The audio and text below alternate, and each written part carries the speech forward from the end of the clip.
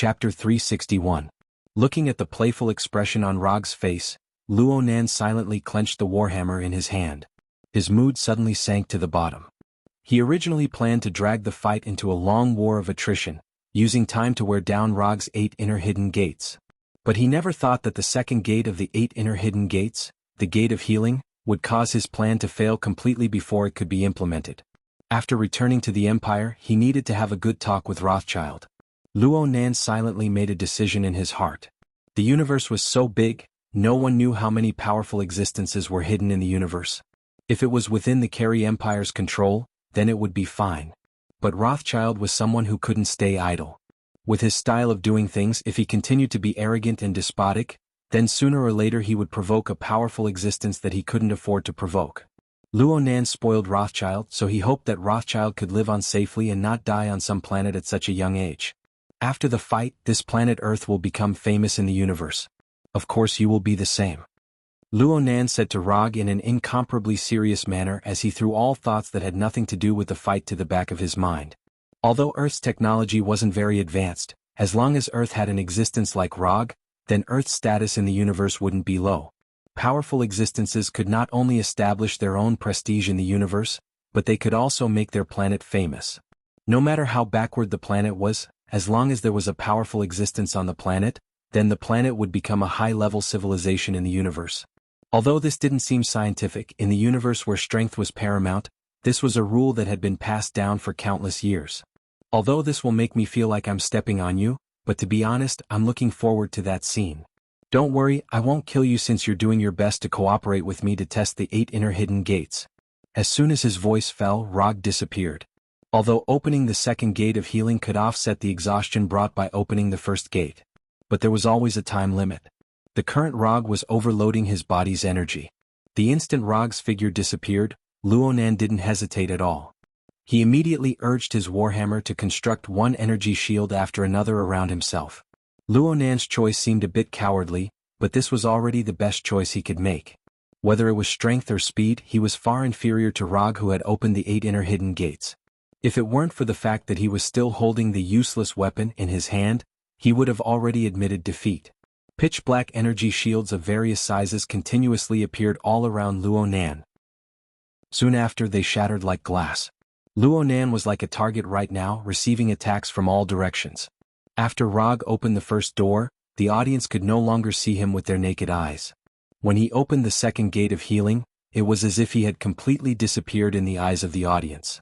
The pitch-black energy shields shattered one after another, and sonic booms rang out in the arena one after another. Although Rog's figure could not be seen at all, the audience's frenzied cheers did not weaken at all. Instead, they became more and more intense with the sound of the sonic boom. The third door, life gate, opened. After crazily attacking Luo Nan like a Gatling gun for more than 10 seconds, Rog opened the final safe zone of the 8 inner hidden gates, the third gate. With the opening of the third gate of life, Rog's figure once again appeared in front of the audience. Although Luo Nan and the audience didn't know the effects of the third gate of life, the same thought appeared in their minds when they saw Rog's body turn completely red and emit green chakra. Rog had been strengthened once again. The opening of the third gate of life meant that Rog had met the minimum requirement to use the inner lotus. However, since he had already opened the third gate of life, he had no intention of using the inner lotus for the time being. The third gate of life was only the bottom line for Lianhua to use. It did not necessarily have to be used at the third gate of life. What the third gate of life could fulfill, the fifth gate of limit could also fulfill, or even better. The fifth gate, stop gate, open. A few seconds after the third gate of life was opened, Rog took the opportunity to open the fifth gate of limit. An unimaginable amount of chakra gushed out from Rog's body. It was like a surging river after a dam burst, flowing through the chakra meridians in his body. If it wasn't for the immortal body that he inherited from Hashirama and the immortal body's development to a certain degree, the opening of the fifth gate of limit would have been enough to leave an invisible injury in Rog's body. Accuser Luo Nan, don't let me down. This was the first time Rog had opened the fifth gate of limit, so he wasn't too sure what kind of attack power he could unleash at this time. Although he had just said that he wouldn't kill Luo Nan, he couldn't be blamed if Luo Nan failed to live up to his expectations. Unlike the opening of the previous gates, Rog didn't dare to waste any time after opening the fifth gate of limit. He immediately attacked Luo Nan. Luo Nan could feel the changes in Rog and knew that his next attack would be even more terrifying than before. But he still could only stand in place and wait for Rog to take the initiative to attack. After Rog opened the second gate of healing, Luo Nan was unable to keep up with Rog's speed. And Rog, who had opened the fifth gate of limit, seemed to have disappeared into thin air from Luo Nan's perception. Right now, Luo Nan could only barely determine Rog's attack trajectory based on the ground that was stirred up by Rog's movements. There's only one chance. Steady. Don't panic. Don't panic by any means. Luo Nan, who had extremely rich combat experience, was like a new recruit that had just stepped onto the battlefield. He silently reminded himself in his heart. Although Luo Nan had already fallen into an absolutely disadvantageous situation, he still had a sliver of a chance to resist. A final chance to resist. Time Shift Domain. This was the most powerful killing move of the omnipotent Warhammer. It was also Luo Nan's only trump card. Speaking of which, it was quite ironic. Time Shift Domain was clearly a powerful killing move. But in front of Rog, this incomparably powerful killing move was reduced to a defensive skill every single time. It was like this before on the Kree warship, and now it was like this in the arena. Although this was only his second time fighting with Rog, Luo Nan discovered that he actually didn't have the upper hand even once. To the famous Supreme Manipulator, this was undoubtedly a sad piece of news. Luo Nan used Time Shift Domain as his final trump card. Of course, Rog was also on guard against this trump card of his. Having already experienced Time Shift Domain once, how could he possibly forget this trump card of Luo Nan's? The fifth gate of limit, Lotus Flower. After moving to the direction of his chosen attack, Rog used this ultimate body technique that he should have used at the third gate of life. Chapter 362. Gladiator Camp Training Field. You need to be careful of attacks from behind and blind spots. Your body is your strength, but it is also your weakness. You need to remember this point. In this training field that was not much smaller than the Gladiator Arena, Rog was in the middle of giving Hulk a temporary special training. 3 days had already passed since his fight with Luo Nan. The result of the fight was easy to see. He won. Luo Nan wasn't able to block the Lotus Flower of his fifth gate, the Gate of Limit. Luo Nan ended the fight in a heavily injured state. Luo Nan didn't even have the time to use the Time Shift Domain under the terrifying amplification of the fifth gate, the Gate of Limit. Rog's Lotus Flower struck Luo Nan squarely in the chest. Then Luo Nan directly smashed through the metal wall of the Gladiator Arena, leaving the arena in defeat. Rog silently withdrew a bit of his strength the instant Lotus Flower struck Luo Nan's chest. He didn't let Luo Nan bear the full might of the Lotus Flower. The next morning, Luo Nan was taken away by Rothschild after finishing his emergency treatment.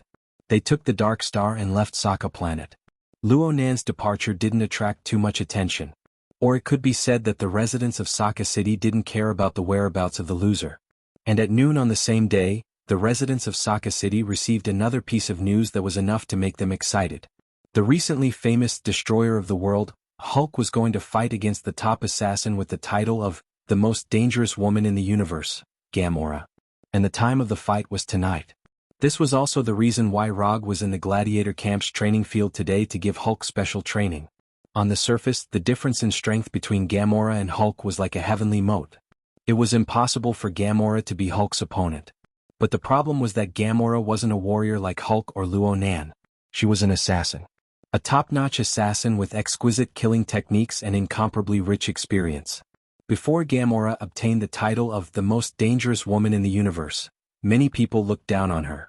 Even the targets of her assassination didn't take her assassination to heart. However, when Gamora officially started her career as an assassin, going around the universe to assassinate targets, people's evaluation of her became higher and higher. According to the latest news that Rog had received, since his debut, anyone who had been targeted by Gamora for assassination had all died without exception.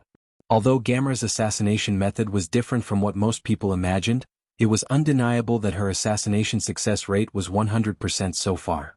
In this aspect, Gamora was very similar to Rog. Both of them maintained a 100% success rate in their careers. However, one of them was an assassin while the other was a ninja. In order to avoid Hulk's sudden failure, Rog had to let Hulk understand the fighting style of assassins and ninjas, which was completely different from that of warriors. Hulk is very strong. Hulk is not afraid of these attacks. Hulk, who was hit by Rog's blind spots one after another, did not take these attacks to heart. From his point of view, These attacks were no different from scratching an itch. However, this was exactly what Rog was worried about. Hulk was used to fighting head-on. Even if he encountered some blind assassins, his super physique would ensure that he would not be fatally injured. If it was a head-on battlefield, Hulk's approach would have no problem. But the problem was that the Colosseum was not a head-on battlefield, and Gamora was not a serious warrior. If it wasn't for the prohibition of firearms and other hot weapons in the Colosseum, as well as inhumane poison gas and biochemical attacks, Rog was even certain that Gamora would have set up all kinds of deadly traps in the Colosseum. No, you should be afraid of these attacks. No matter how strong your body is, there are still many weak spots. For example, these places. As soon as he finished speaking, Roger circled behind Hulk and launched a combo attack on his ears and eyes while Hulk couldn't see him at all. Rog didn't intend to completely blind or deafen Hulk, but even so, when he changed the attacking parts to the eyes and ears, Hulk still felt what is called the natural weakness of creatures. If it weren't for taking care of Hulk's dignity, Rog wouldn't even mind letting him experience Konoha's secret taijutsu, Millennium Kill. It hurts. You hurt Hulk. He didn't know why when Hulk, who was more than 2 meters tall and strong, suddenly said this sentence. Rog felt that the style seemed to have become a bit wrong. Otama Rasengan. Rasengan. Rasengan. In order to make this seemingly deviated style return to normal, Rog's right hand condensed an Otama Rasengan with a diameter of 1 meter, and hit it hard on Hulk's thick and broad back. Boom. Hulk, who was rubbing his ears, had no time to make any defense. His whole body flew out like a baseball hit, and then fell heavily to the ground, raising a cloud of dust. If you don't get serious, you won't be able to eat anything from now until the start of the gladiator fight. To deal with Hulk, who was similar to a naughty child, sometimes it was necessary to use some seemingly childish behavior. After being warned by Rog, Hulk reluctantly got up from the ground and continued the special training tailored for him by Rog. Time passed little by little, and when night began to fall, Hulk finally ended this special training that was completely out of his fighting style. He enjoyed a super large dinner that was heavier than Rog's weight. Ladies and gentlemen from different planets, I'm your most familiar old friend Joe. Yes, tonight's high-profile individual battle will still be me as the commentator and referee. Now, let me see your excited hands. It was the middle-aged man who was responsible for commentating Rog and Ronan. But this time the audience at the scene was not willing to cooperate with him. After a somewhat awkward silence, the exaggerated Joey began to introduce the two gladiators in tonight's individual battle. Hulk was the first one to appear. When he arrived at the gladiator arena wearing a pair of elastic special shorts with a look of excitement, the originally dull gladiator arena instantly erupted into cheers. There was no need for Joey to introduce Hulk's battle record. Every audience knew it in their hearts. He was different from Luo Nan, the controller, who had already made a name for himself. Hulk only gradually made a name for himself after arriving on Sokka Planet. In other words, Hulk walked step by step under the gaze of the audience. After Hulk appeared on the stage, it was naturally the turn of his opponent tonight, Gamora. However, when Gamora, who was wearing a slim leather jacket, walked out of the gladiator tunnel, there was a burst of curses and boos in the arena. At this time, Rog still booked a VIP box on the top floor of the arena. Unlike the crazy curses and boos of the audience, when Gamora walked out of the tunnel, Rog's face showed an incomparably serious expression. The most dangerous woman in the universe, the top assassin, the cold-blooded butcher, the lackey of Thanos Overlord, the inhumane Zihu Bailey, Gamora had a lot of unpleasant nicknames, but what really made Rog care was not these nicknames but her status. In other words, her position in Thanos Overlord's heart. Chapter 363. On the surface, Gamora is just one of Thanos' adopted daughters, and she is his top assassin. This is the view of many people, and the other forces in the universe basically only know this. But Rog is different. He is a traveler and he knows a lot of things that others don't know. Perhaps even Gamora herself doesn't realize how important she is in Thanos' heart.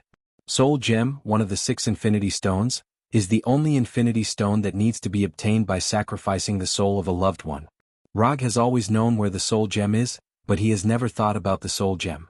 The reason is simple: he doesn't have a true love at all. And even if he has a so-called true love, he will never sacrifice the soul of his loved one to get the Soul Gem.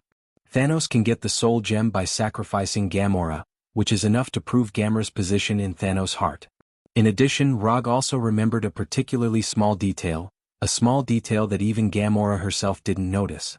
Gamora hates Thanos' flagship spaceship Temple 2 and everything on it. especially in the Second Temple, the chair that represented the supreme power of Thanos. Thanos has always hoped that Gamora can inherit his position, and that Gamora can sit on this chair that represents power and status after himself. However, after Gamora expressed her refusal, Thanos did not force her once. Because Gamora doesn't like that chair in front of Gamora, Thanos would rather sit on the stairs under the chair than make Gamora unhappy. Although this seemed a bit outrageous, Thanos' overlord really did it, and he did it very casually. Gamora may not be willing to admit that Thanos is her father, but Thanos really treats her as his own daughter. Compared with Nebula, who is also an adopted daughter, it can be seen how much Thanos favors Gamora. This is also the reason why Nebula has been hostile or jealous of Gamora before she completely woke up. Get your equipment ready, it may not be peaceful tonight. Rog, sitting on the sofa, silently reminded Natasha, Ant-Man Scott and others. What's wrong? Is there something wrong? Natasha asked doubtfully. I don't know for the time being, but there's no harm in getting ready first. Although Rog doesn't know how Gamora fell into the hands of Gao Tianzuan, his intuition tells him that Thanos will never let his beloved adopted daughter become a slave gladiator for Gao Tianzuan and the residents of Sokka Star. And as time passes, this feeling becomes more and more obvious. He even suspects that Thanos' men or Thanos himself are hidden in the audience below. Okay. Looking at Rog with a serious look on his face. The wine-red-haired Gamora arrived at the center of the arena amidst the boos and curses of the audience. She sized up her opponent for the night. Like Hulk's, Gamora skins. But Hulk's...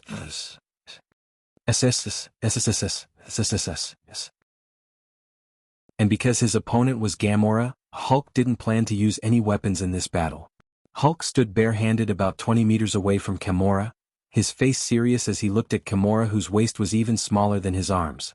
Although he had been forced to undergo special training by Rog, Hulk still did not feel that Gamora could pose any threat to him. I can kill an opponent with such thin arms and legs with one punch. Hulk silently made a judgment in his heart. Although he thought so, Hulk did not intend to kill Gamora. Women would always receive some preferential treatment, especially beautiful women with curvy figures. In Hulk's opinion, Gamora, with her green skin and wine-red hair, was much more beautiful than the women on Earth. Gamora's green skin just happened to hit Hulk's aesthetic point. Hulk didn't know why, but after seeing Gamora, he suddenly thought of what Rog and Natasha had told him, the so-called gentlemanly demeanor. Hulk likes you. Hulk doesn't want to hurt you. Just admit defeat. After a few seconds of silence, Hulk suddenly said, You, like me? Hulk's sudden words made Gamora a little stunned. As a top assassin and a female assassin, Gamora was very good at using her feminine advantages. She also knew what kind of charm she had. Gamora had heard a lot of disgusting or strange confessions, many of which she had heard from her assassination targets. But after hearing Hulk's words, especially after seeing Hulk's sincere expression without any lust, a strange feeling welled up in Gamora's heart. This big guy's mind is still underage, right? The audience in the auditorium originally thought that they would see a bloody battle tonight, but the development of things completely exceeded their expectations. Although they couldn't hear the conversation between Hulk and Gamora, they could see that Hulk had no intention to fight at all. Not only were the audience in the auditorium puzzled, but even Gao Tianzuan, who was sitting in his exclusive box, was also puzzled. This is not right, this is not the script's arrangement. Gao Tianzuan single-handedly planned tonight's battle script, but he now found that the plot he planned was already showing signs of collapse before it even began. No, it can't go on like this. The arena of Sokka Planet absolutely won't allow such a boring plot to play out. Gao Tianzuan waved his hand at the female guard Topaz next to him, wanting to take the scepter in Topaz's hand that looked like a candied hawthorn. The ruler of Sokka Planet, Gao Tianzuan, was going to take action himself. However, before Gao Tianzuan could take the unconventional scepter, a giant castle-like spaceship flew over the arena, covering the night sky like a black cloud.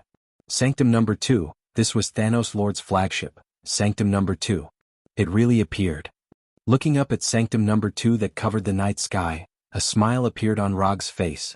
Since Sanctum no. 2 was here, it was impossible for Thanos Lord, who was known as the Mad Titan, to be absent. Sure enough, when Sanctum number 2, which was far larger than other spaceships, arrived above the arena, a bright white transmission beam shot out from the bottom of Sanctum number 2, like a bridge of light descending from the sky to the middle of the arena. With the descent of the transmission beam, a huge figure more than 2 meters tall slowly walked out of the light beam. It was a simple yet intimidating set of armor that was blue and gold in color. The 2-meter-long double-edged broadsword still had lines of blood that had yet to solidify flowing down the broadsword. Purple skin, a round bald head, a giant vertical chin, a robust body, and an innate domineering aura. This was Thanos Lord, the Mad Titan Thanos Lord, the Thanos Lord known as the Emperor of the Universe. Thanos Lord had appeared in person. Chapter 364. For others, intervening in the battle before the outcome of the battle has been decided is a direct slap to the face of the ruler of Sokka Planet, Gao Tianzuan. But for Thanos Overlord, this slap is a slap in the face. There is no need to worry about it. Gao Tianzuan has an almost infinite lifespan. It is said that he also has a variety of powerful abilities, and is a member of the Universe Elders Council. Although not many people have seen Gao Tianzuan in action, from the fact that he built Sokka Planet and turned it into a gladiator planet that is not controlled by any civilization, one can know that he is more unfathomable than he looks on the surface.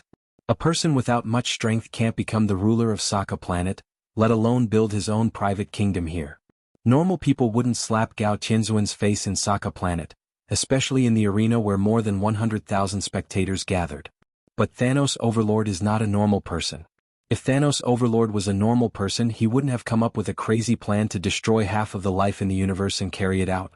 Natasha, if a fight breaks out later, the three of you go back to the hotel directly. I will take Hulk back. Since Thanos Overlord entered the arena, Rog's eyes have been focused on Thanos Overlord, and at the same time he used chakra perception to perceive Thanos Overlord's situation. As he expected, he felt a powerful energy signal from Thanos Overlord's body. Although the strength of this energy signal is not as strong as Mephisto in Hell, nor as strong as Odin in Asgard, it is still amazing. Inferior Heavenly Father. The current Thanos Overlord is without a doubt an inferior Heavenly Father. Little Black, it's time to do something serious. As soon as Rog's voice fell, Little Black, who was standing next to Ant-Man Scott, showed a ferocious smile, and his figure instantly shrank, turning back into the pitch-black Northern Cold Blade form. Wearing the Northern Cold Blade on his belt, Rog directly disappeared from the box with the Flying Thunder God and came to Hulk's side. After knowing that Hulk's next opponent is Gamora, Rog quietly left the Flying Thor technique on Hulk, ready to support Hulk at any time. Hulk was strong, very strong, but Thanos was stronger.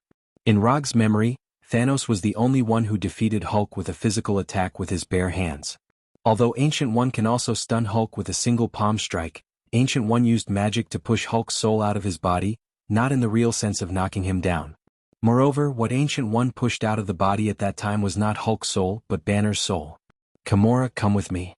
After arriving at the arena, Thanos completely ignored Hulk, who was not far away, and ignored Rog, who had just arrived at the arena, and said softly to Gamora.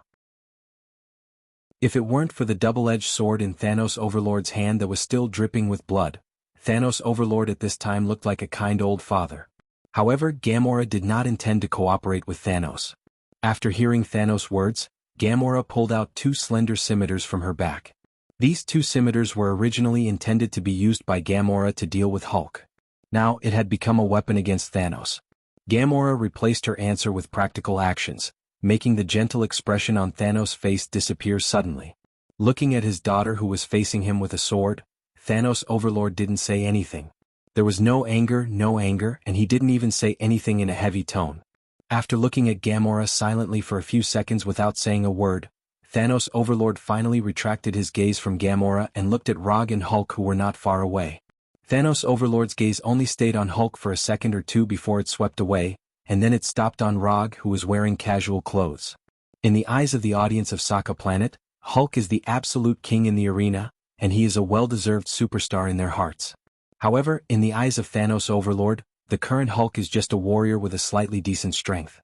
Compared with Hulk, Thanos Overlord obviously values Rog around Hulk more. Don't look at the current Rog only wearing ordinary black casual clothes, but Thanos Overlord saw a sense of déjà vu on Rog. In addition, Thanos Overlord also found that he seemed to have no way to immediately see through Rog's strength. This is an extremely rare situation for the battle-hardened and powerful Thanos Overlord. Young man, your strength is good. Are you interested in joining my side? After looking at Rog seriously, Thanos Overlord said to Rog, "Sorry, I'm not interested for the time being." During the conversation, Rog came from Hulk's side to Hulk and protected Hulk behind him. Now is not the time to let Hulk confront Thanos Overlord one-on-one, and Rog does not want Hulk to have any psychological shadow. It's a pity if you can join me, we may be able to become good friends. Thanos Overlord said with a little regret. At this time, Thanos Overlord's other adopted daughter, Nebula, and his 5 most powerful men, the 5 Black Radiance Generals, also came out of the transmission beam and stood silently behind Thanos Overlord. Nebula's image was no different from Rog's memory. She was still a blue-skinned half-human half-machine. As for the 5 Black Radiance Generals, according to Rog's evaluation, they were uglier than the other. Not to mention Ebony Throat, who was pale and didn't look like a good person. The head of the 5 Black Radiance Generals, the Death Blade General with a sickle-like long blade, and his lover, Proxima Centauri, were also not in line with Rog's aesthetic at all. As for Black Short Star, who was taller than Hulk and had the strongest defense among the 5 Black Radiance Generals, as well as the universe-level scout supergiant, whom Roger had never seen before, who was wearing a white battle suit, they had nothing to do with being good-looking. Thanos Overlord, Nebula, and the 5 Black Radiance Generals, although there were only 7 of them when they appeared in the arena, the audience in the auditorium, without exception, felt a powerful oppressive force, an oppressive force that seemed to come from the depths of their souls. Whether it was Thanos Overlord, Nebula, or the 5 Black Radiance Generals, they were all bloody butchers whose hands were stained with blood. Furthermore, they were different from the other butchers who had killed tens or hundreds of people. The number of people they had killed was much higher. At the very least, it was tens or hundreds of times more. For a super fierce person like Thanos Overlord, his killing unit was calculated in planets. Slaughtering an entire civilization or planet for others was just a description. But for Thanos Overlord, it was a real bloody record. Of course, under normal circumstances, Thanos Overlord would kill half of them and leave the other half alive. He didn't often do things like completely slaughtering the life of an entire planet. It's fine if we become friends, but if you know what I'm planning, you'll want to skin me alive and pull my tendons out. Chapter 365. Rog's answer quickly aroused the dissatisfaction of the 5 Black Generals and Nebula. Although Thanos didn't say anything, he couldn't help but frown slightly after hearing Rog's answer. He didn't know if it was his own illusion, but Thanos always felt that Rog knew a lot of secrets related to himself. This kind of feeling of being completely seen through made him very uncomfortable. You know me very well? After thinking for a few seconds, Thanos asked in a domineering tone as usual. I don't dare to say that I know you very well, I can only say that I know a little bit. Although Thanos didn't deliberately release his powerful momentum, it was difficult for ordinary people to keep calm in front of a powerful and famous person like him. But just like Thanos wasn't a normal person, Rog wasn't an ordinary person either. If Thanos was a powerful madman, then Rog was the same as him, a madman with amazing strength. The only difference was that the craziness of the two of them was a little different. Your Excellency, I hope to teach this kid who doesn't know the immensity of heaven and earth a lesson for you. Before Thanos answered, Ebony Throat, who was standing behind him, knelt down on one knee and said very respectfully, Keep him alive, I want to know what he knows. When Ebony Throat took the initiative to propose to teach Rog a lesson, Thanos thought for a few seconds and then agreed to Ebony Throat's request. Although it was the first time Thanos saw Rog, he instinctively felt something called trouble in Rog. This guy is not simple. This was purely an intuition, but Thanos firmly believed that his intuition would not be wrong. Praise your benevolence. Your will is my mission. After speaking, Ebony Throat, whose skin was pale like the undead, stood up and looked at Rog not far away with a proud face. I'll leave that big black guy to you, I'll deal with the others. Rog ignored the hostility in Ebony Throat's eyes and turned to Hulk next to him. Hulk's physical attack and physical defense were extremely outstanding. Letting him fight against Black Short Star, who had the strongest defense and physical strength among the 5 generals of Black Radiance, was a battle plan that did not require much consideration. Rog planned to deal with Ebony Throat, who had telekinesis abilities, Supergiant, who had mind control abilities, as well as his lovers, who had outstanding close combat abilities, Death Blade General and Proxima Dark Knight. Of course, Thanos was also handled by him. As for Thanos' other adopted daughter, Nebula, she was naturally Gamera's opponent. Ebony Throat took the lead to walk out from behind Thanos and went straight to Rog, who was not far away. Just when Ebony Throat moved, Rog also used ninjutsu. Would release, would clone. 4 wood clones that looked exactly like him rushed out from behind him and attacked Ebony Throat and the others. Rog did intend to deal with Ebony Throat and the other 3 by himself, but he did not intend to do it himself. generals against generals, kings against kings. Thanos' subordinates only needed Wood clones to deal with them. When Rog's Wood clones attacked Ebony Throat and the others, the guards of Sokka Planet's ruler, Gao Tianzuan, finally arrived at the arena. However, Luo Gu, Thanos, and the others didn't care about these guards at all. Thanos waved his left hand casually, and small spaceships of different shapes flew out from Temple No. 2 above the arena. A donut-like circular spaceship, a triangular pillar-like landing ship, and a dense number of small troop carriers. This time, Thanos did not send the Chitauri Legion that had appeared in the Battle of New York, but another legion under his command, the Vanguard Guard Legion. Judging from Thanos' arrangement, it was obvious that he came to Sokka Planet this time not just to take Gamora home. The circular spaceships and landing ships that flew out of Temple No. 2 did not take the arena as their main target, but flew to different corners of Sokka City and began to attack the entire city. It didn't take long for explosions to come from Sokka City. The complete attack of the Vanguard Guard Legion made Gao Tianzuan's face extremely ugly. He thought that Thanos only wanted to take Gamora away, but it turned out that Thanos had come with an all-out attack on Sokka Planet from the beginning. Inform all the troops in the city to fight back against the invaders. Let the slave gladiators also participate in the battle. Tell them that those who perform well will be restored as free gladiators after the war.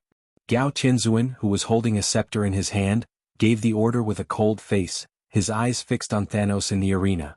Since he wants war, we'll give him war. Although Sokka Planet was a dictatorial planet with a special shape, the armed forces of Sokka Planet were not weaker than those of other civilized planets. To some extent, Sokka Planet could even be regarded as having all its citizens as soldiers. Gao Tianzuan's order was quickly passed down, and the defense of Sokka City officially began. As Rog expected, Nebula went directly to Gamora, and the sisters engaged in a life-and-death battle. Hulk was entangled with the tall and strong Dark Short Star, and the two were like two crazy beasts engaged in a hand-to-hand fight. Ebony Throat and the other three were targeted by Rog's Wood clone, and they used ninjutsu to fight against superpowers, genjutsu to fight against mind control, and taijutsu to fight against close combat. At this time, Thanos and Rog became the two people in the arena who have not yet started fighting. Your little tricks are quite good, I appreciate you more and more. Taking a look at the battle between the Wood clone and Ebony Throat and others, Thanos spoke again. Correct you, these are not little tricks, but art that can take people's lives. As soon as his voice fell, Rog took the initiative to attack Thanos. Although the current Thanos did not have an Infinity Stone, Rog still did not dare to have the slightest carelessness. Even without an Infinity Stone, Thanos is a real Heavenly Father-level existence, a super powerhouse who can slaughter an entire planet and civilization. In just a moment, Rog crossed a distance of more than 10 meters and came in front of Thanos like a ghost. Without any hesitation, the northern cold blade in his hand directly slashed at Thanos' neck. The instant kill after the high-speed sprint has become his starting move for most of his battles. Opponents who are not strong enough or react fast enough are no different from lambs waiting to be slaughtered in the face of this simple and crude surprise attack. Clang. Although Rog's surprise attack was very fast, Thanos' reaction was also very fast. Thanos raised the double-edged saber in his right hand and blocked Rog's lightning-fast slash. A crisp collision sound rang, and the northern cold blade and the double-edged saber that collided with each other vibrated slightly at the same time. This kind of attack power is a bit interesting. Feeling the power from his right hand, a look of curiosity appeared on Thanos' face. Chapter 366. There are many races in the universe that look exactly like the Earthlings, so Thanos Overlord couldn't tell which planet Rog came from for a while. However, in his memory, even if it was Asgard, not everyone has such outstanding physical strength. Regarding this, the main reason is that Thanos Overlord came a little too late. If he came to Sokka Star earlier, even if it was only a few hours, he could easily know the origin of Rog. Although he was a little curious, Thanos Overlord did not stop his movements. Thanos Overlord's right wrist gently turned, and the 2-meter-long double-edged sword with amazing weight turned in a direction extremely flexibly, slashing diagonally from top to bottom. If he was cut with Rog's current physique, cutting him in half would be his best ending. Although Rog didn't know who helped Thanos Overlord build such a domineering weapon, he knew that the double-edged sword in Thanos Overlord's hand had a super attack power that could cut through vibranium shields. The existence of the immortal body allowed him to have a physique far beyond that of the Earthlings. But no matter how strong it was, the immortal body could not strengthen his body to be stronger than vibranium. In the face of Thanos Overlord's casual but powerful counterattack, Rog did not dare to hesitate and immediately used ninjutsu to retreat. Lightning release, lightning body flicker. Compared with the ordinary body flicker technique, lightning body flicker is not only faster, but also better looking, which is more in line with Rog's combat aesthetic. The huge and sharp double-edged sword directly cut through the position where Rog was originally standing and passed through the light blue electric current left by Rog's lightning body flicker. Thanos Overlord was not surprised that the counterattack failed. If Rog couldn't even avoid such an attack, Thanos Overlord would feel abnormal. After quickly pulling away, Rog did not immediately launch a second wave of attacks, but carefully looked at Thanos Overlord. Because the current Thanos Overlord does not have any Infinity Stone, he does not need to worry about Thanos Overlord's incredible energy attack. But even so, Thanos Overlord, who can only use physical attacks, is still a difficult enemy. Although the rapid surprise attack was blocked by Thanos, it also allowed Rog to have a preliminary understanding of the physical strength possessed by Thanos. Among the opponents he had encountered so far, Thanos' physical strength was well deserved to be number one. Even Thor and Hulk were weaker than Thanos in terms of physical strength. If Slayer Overlord didn't have the advantage of making the first move and the speed of the surprise attack, Slayer Overlord's block just now had a great chance to directly send the Northern Cold Blade in Rog's hand flying. Until now, Roger's right hand still felt waves of pain from the web between his thumb and index finger. In addition, what made him more concerned was Thanos Overlord's casual and understatement. There were many opponents who could block his rapid surprise attack, but none of them could do it as casually as Thanos. Rog had only seen this kind of fighting style of casually repelling the opponent's attack and immediately counterattacking. It was just that the opponents he faced at that time were all insignificant soldiers with mediocre strength. Thanos was more difficult to deal with than expected. Rog quickly made a judgment. If Thanos Overlord didn't have this kind of strength, he wouldn't be qualified to carry out the crazy plan to destroy all life in the universe. Strength, speed, physical strength, combat reaction, combat skills, combat experience. Rog helplessly found that except for the advantage in speed, he was far inferior to the current Thanos Overlord in several other indicators. The limitations brought about by his race were now vividly displayed. Since his innate conditions were not as good as the opponent, then he would add a few buffs to himself. In short, Rog was going to start stacking buffs on himself. Chakra Coat, Thunder Release Chakra Mode, Sage Mode, Hellfire, Hashiman Tanku Nine-Tailed Chakra Coat. These were the buffs that Rog currently mastered that could significantly improve his combat state. After thinking for a few seconds, Rog quickly made a decision. Buffs to stack layer by layer, there was no need to use a killer move at the beginning. Thunder Release Chakra Mode. In just a moment, Thunder Release Chakra was concentrated in every part of Rog's body. His body instantly became active, his speed, defense and nerve conduction speed suddenly increased, and the silver-white lightning also covered his body. Looking at Rog's body suddenly shrouded in light blue chakra and wrapped in lightning, Thanos Overlord's face showed a hint of excitement.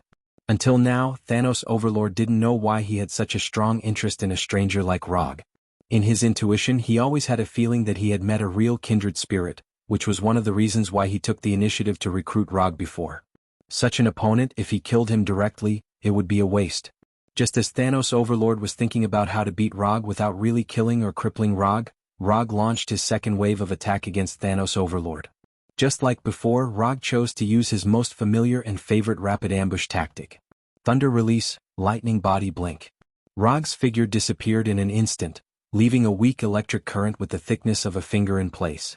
The lightning body blink in the Thunder Release Chakra mode allowed Rog to have a speed far beyond the previous, making him disappear from the arena as if he really disappeared. However, in front of Thanos Overlord, his speed was not fast enough, at least not fast enough to break through the limits of Thanos Overlord's dynamic vision.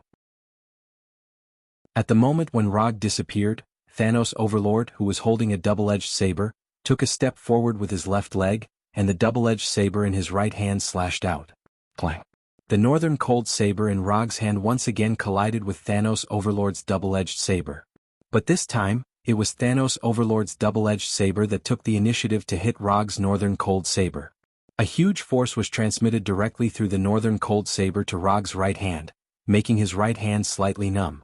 However, at the moment when the Northern Cold Saber collided with the double-edged saber, his empty left hand pulled out the Flying Thor kunai that had not been used for a long time, and threw the Flying Thor kunai directly at Thanos Overlord. Uchiha Ryu Throw. Although Rog is not an Uchiha clan member, his throwing technique is not worse than the Uchiha clan member, and is even stronger. The physical strength of Thanos, who was obviously a level stronger than Roger, sent him flying without any suspense, causing him to fly out uncontrollably. Rog never expected himself to be able to compete with Thanos' overlord in physical strength, including being hit now. Everything was in his plan. Rog, who was holding the Northern Cold Saber, flew out upside down, and the flying Thor kunai that was thrown out by him also came in front of Thanos' overlord at this time. As an experienced fighter, Thanos' overlord certainly can't ignore the existence of the flying Thor kunai. He only slightly tilted his neck and avoided the flying Thor kunai that was like a bullet. Is that all? After easily avoiding the flying Thor kunai, Thanos' overlord couldn't help but lower his evaluation of Rog. Using a throwing weapon to launch a second attack, this tactic can't be said to be wrong. It's just that this tactic appeared at this time, it's obviously a bit inappropriate. This is not in line with Rog's strength, but it also has the mentality of underestimating the opponent. It's impossible to make an accurate judgment of the enemy's strength, which means that Rog is only SOSO. Just when such an idea just emerged in Thanos' overlord's mind, an instinctive sense of danger instantly emerged in his mind. No, this is not the end. Thanos' overlord just wanted to react, but everything was too late. Flying Thor second stage, Flying Thor chop. Chapter 367. Although this was the first time that Rog used Flying Thor slash in a battle, this did not affect his familiarity with this move. As long as he mastered the second stage of Flying Thor, whether it was followed by Rasengan or slash, it was equally powerful.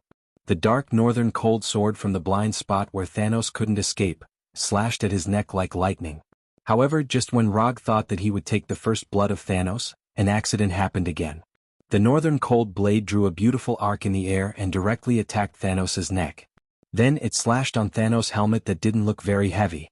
In front of Flying Thor slash, although Thanos didn't have enough time to dodge and counterattack, he could still tilt his neck slightly. Clang. The crisp sound of metal hitting metal rang again. Relying on Flying Thor slash, Rog successfully caught Thanos off guard, and then he didn't get any results. Although the helmet worn by Thanos looked ordinary, its hardness was no worse than the double-edged sword in his hand. The northern cold sword, which cut iron like mud in front of ordinary metal, only left a finger-sized slash mark on Thanos' helmet, and did not cause any damage to Thanos. Damn it. The hardness of Thanos' helmet was far beyond Rog's expectations, which made him curse in his heart. Under normal circumstances, the existence of physical strength didn't like to wear armor such as Hulk, who was a typical representative. Thanos' physical strength was stronger than Hulk's, but he still wore a solid armor, not giving his opponent any chance. What is called being cautious, this is it. Thanos' helmet made Rog return without success again, and it also exposed his Flying Thor slash, a surprise attack move. In front of Thanos, a powerful and highly intelligent existence, the more moves exposed, the more troublesome the next battle will be. This is why Rog has always been cautious in choosing offensive methods. The Flying Thor's slash did not deal the expected damage. Without any hesitation, Rog used Lightning Body Blink to increase the distance between them. When Rog's figure reappeared dozens of meters behind him, Thanos holding the double-edged sword slowly turned around and looked at Rog seriously. I have to admit that I underestimated you. You are an opponent worthy of being treated seriously, so I will treat this battle seriously. Rog's Flying Thor chop made Thanos feel a long-lost sense of danger. As a madman who constantly fought in the universe, it had been a long time since he felt such a threat to his life. Out of respect for Rog, he had to take this battle seriously. Don't look at how Thanos came to the Colosseum fully armed, but before Rog's Flying Thunder God slash, he always held some indifferent attitude. Sokka Star's gladiators did have some fame in the universe, but in the eyes of Thanos, these gladiators were barely qualified. Because of this, Thanos had never put Sokka Star's gladiators in his eyes. Before, he had always had a game mentality when he fought with Rog. The appearance of the Flying Thor's slash gave Thanos a reason to take it seriously. Rog didn't know what Thanos would look like when he was serious, but after Thanos said those words, he couldn't help but clench the northern cold sword in his hand and the Flying Thor's kunai. Just as Roger was thinking about how the serious Thanos Overlord would attack, Thanos Overlord, who was holding a double-edged sword, suddenly disappeared from his eyes. So fast. Thanos broke out with a speed that was no slower than Rog's lightning body blink in the chakra mode. He instantly came in front of him, and the huge double-edged sword slashed toward him.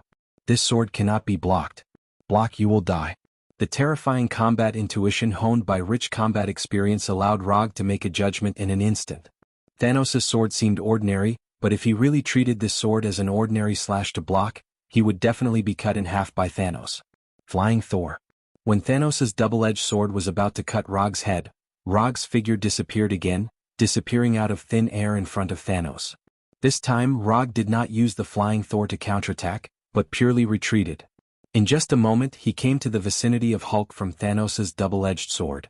Relying on the Flying Thor technique on Hulk, he successfully escaped Thanos' lightning-like sword, and he couldn't help but be shocked. Thanos had never been known for his speed. At least in Rog's memory, Thanos' speed could only be regarded as average. But just now, Thanos relied on his incomparably strong body and broke out with an amazing speed that was completely inconsistent with his body shape. If it weren't for Rog himself being very good at this kind of rapid attack, Thanos' sword had a more than 90% chance of hitting him directly. Does he have to be so abnormal? This kind of physical fitness is cheating. Your reaction is really fast, but how many times can you escape? After the sword missed, Thanos did not show any unexpected look, but instead he looked at Hulk next to Rog with interest. Now Hulk was in a close combat with Black Short Star, and they did not pay attention to the sudden appearance of Rog. Rog just relied on the Flying Thor to avoid Thanos' attack, but Thanos also noticed something from his evasion. When he first appeared, Rog used the Flying Thor to teleport to Hulk's side, and instantly came from the top box to the arena. And just now he used the Flying Thunder God to avoid Thanos' attack and came to Hulk's side again. For others there was no relationship between the two, but Thanos saw the key point. Hulk was the key point of Rog's two teleportations. Coupled with the previous Flying Thor, Thanos immediately found the fatal weakness of the Flying Thor. Rog's teleportation required a key space jump point. Although Thanos didn't know how the Flying Thor did this, Rog's teleportation reminded him of the spaceship space jump in the vast universe. You'll know if you try it? Roger now found that he increasingly hated Thanos, an opponent with rich experience and keen combat intuition. Although Thanos didn't say it clearly, he could see that Thanos had already seen the key to the Flying Thor. The only thing that hasn't been mastered by Thanos is that he still doesn't know the existence of the Flying Thor technique. If you only know how to dodge, you can't win against me. As soon as the voice fell, Thanos attacked Rog again. Exactly the same as before, Thanos instantly crossed the distance of tens of meters and waved a powerful chop. The double-edged saber slashed toward Rog with full power, but Rog stood silently in place as if he didn't see it. Who told you that I only know how to dodge? While talking, Thanos' double-edged saber came in front of Rog, and it was only the last tens of meters away from him. However, it was this short distance of tens of centimeters that became a moat that the double-edged saber could not cross. The huge and sharp double-edged saber was held by an equally huge light blue right hand. The sharp blade slashed on the bony hand formed by chakra and was firmly grasped by the bony hand, unable to move. Menjikyu Sharingan, Susanoo.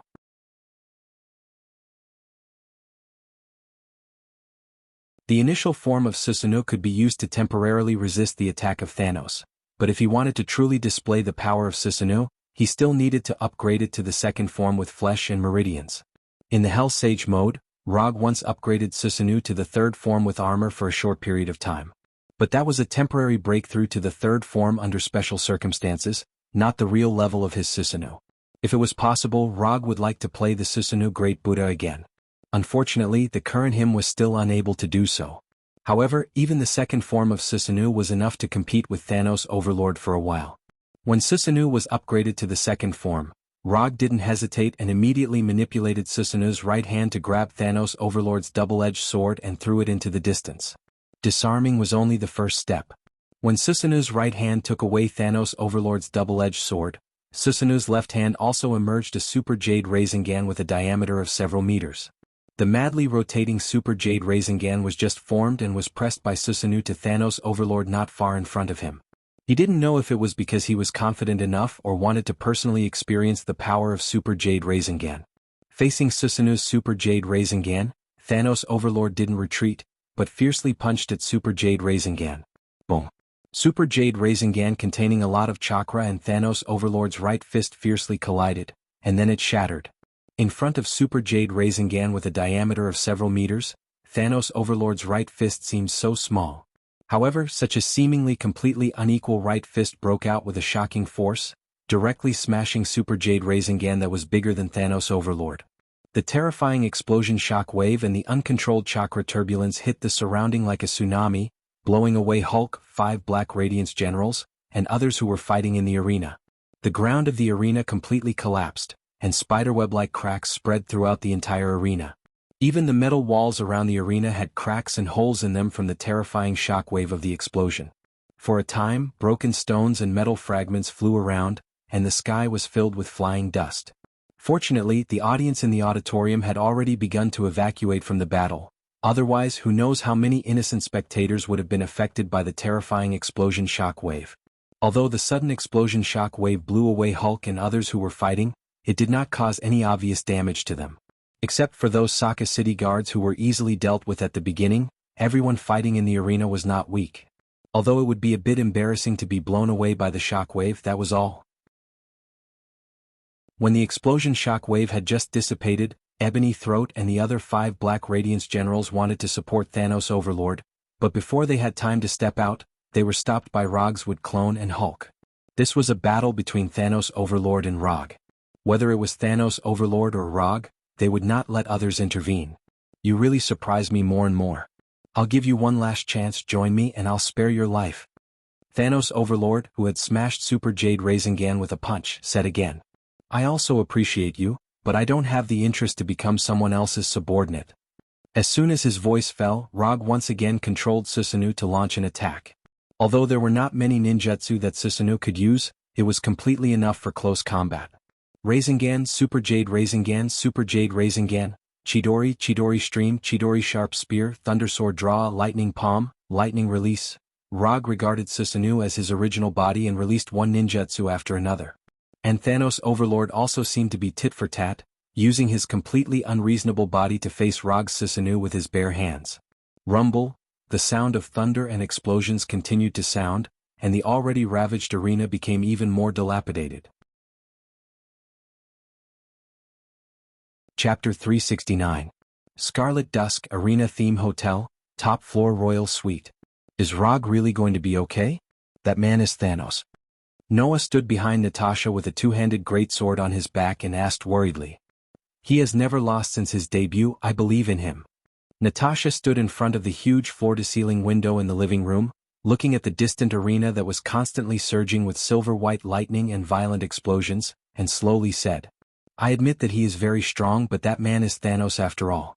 You are from Earth, so you may not know how terrifying Thanos is. Thanos is a terrifying existence that can destroy a civilization by himself. Natasha was full of confidence in Rog, but Noah was not as optimistic as her. As the deputy head of the rope trappers, Noah knew better than anyone else how terrifying Thanos, known as the Emperor of the Universe, was. In his view, Rog was the kind of powerful existence that could dominate a planet. And Thanos was the pinnacle existence that could dominate the universe. Are you trying to escape? Natasha still didn't look back and asked calmly.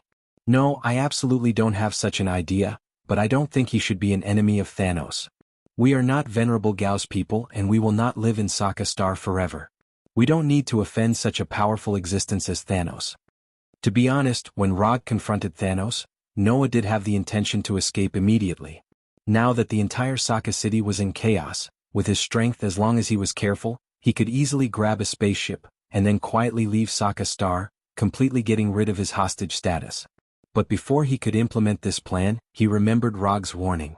This is a safety device, but I believe you are a smart person, you won't let this safety device take effect. Thinking of this, Noah couldn't help but touch his neck. Forget it, I'll believe him this time. A person with such powerful strength can't be a reckless guy. After touching his neck for a few seconds, Noah finally made a decision. While Natasha, Noah, and the others were anxiously waiting for Rog's return, Rog in the gladiator arena was caught in a dilemma.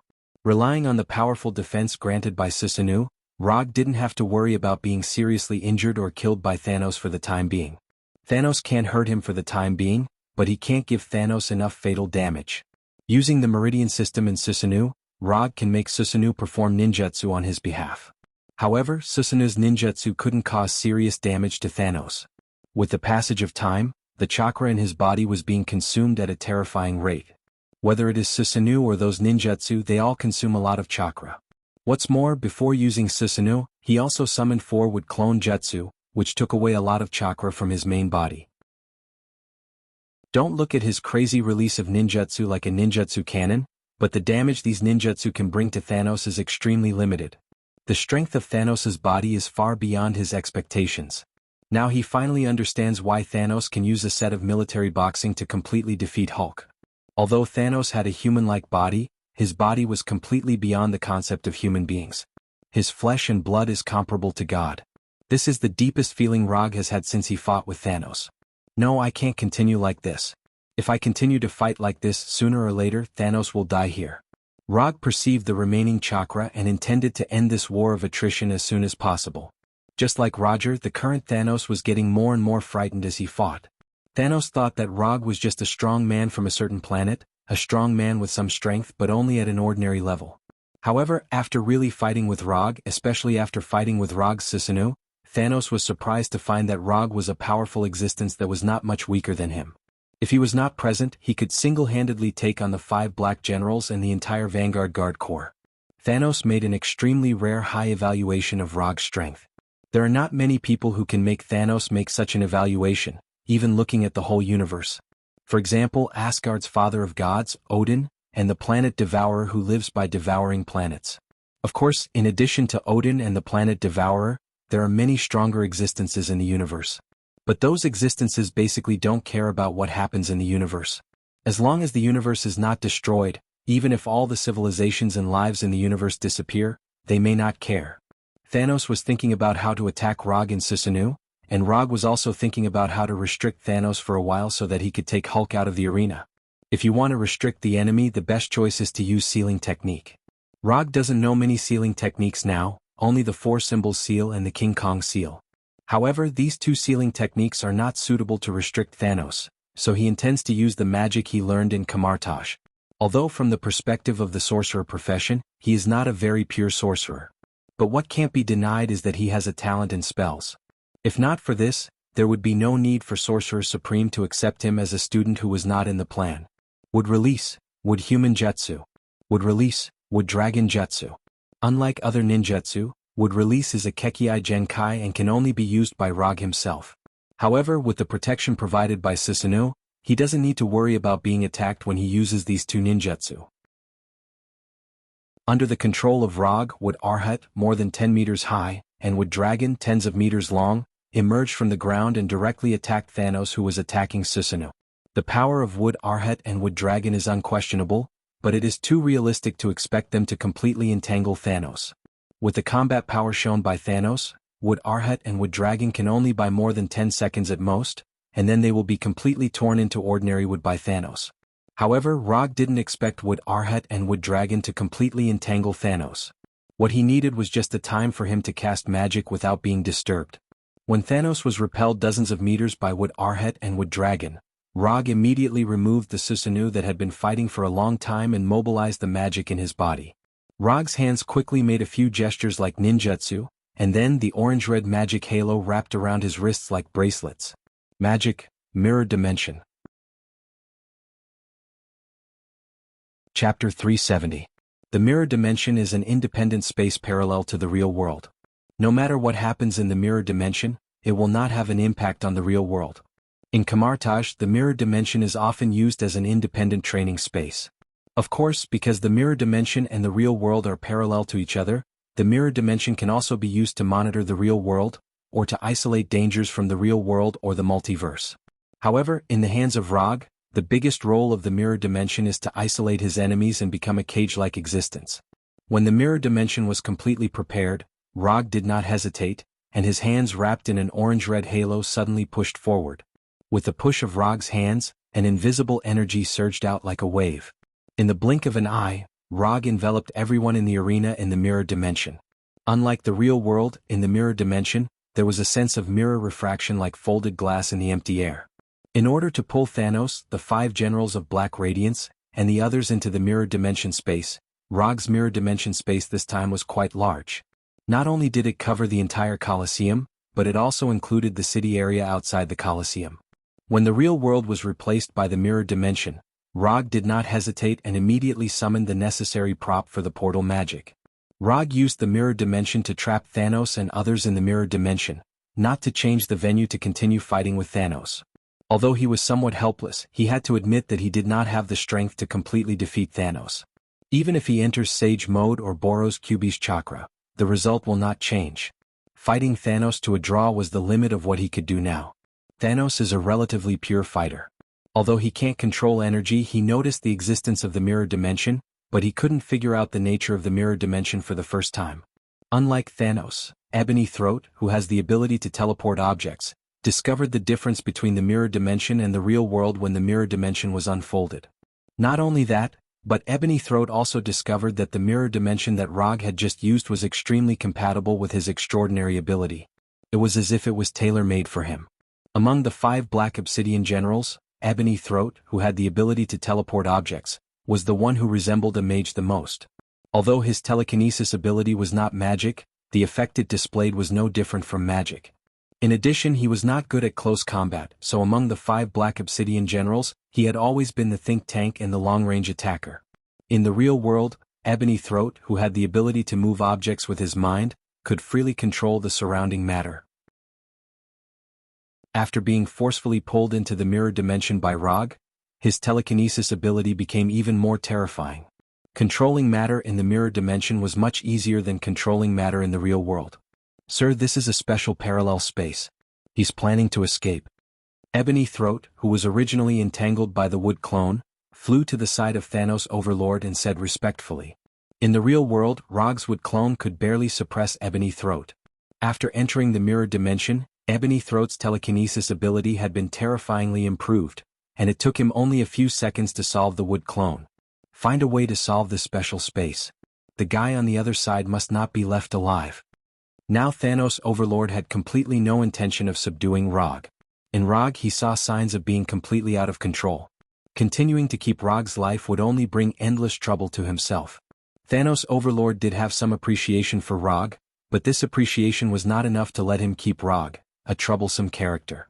With the help of Ebony Throat, Wood Arhet and the Wood Dragon, who could not stop Thanos Overlord for a long time, were suddenly ravaged and scarred, and there were signs of collapse at any time.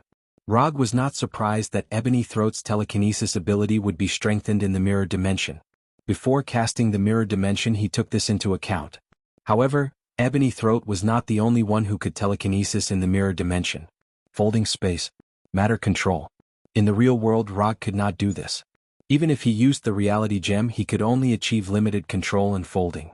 But in the mirror dimension even if he did not use the reality gem he could control everything at will. His hands kept turning, and the arena in the mirror dimension began to change in a way that did not conform to the laws of physics. The earth fluctuated like the surface of the water, and then quickly reconstructed like building blocks. The sky began to reverse, gravity began to reverse, and everything in common sense began to change. In this strange world that seemed to have been turned upside down, Rog seemed to have transformed into the master of the world, dominating everything in the mirror dimension.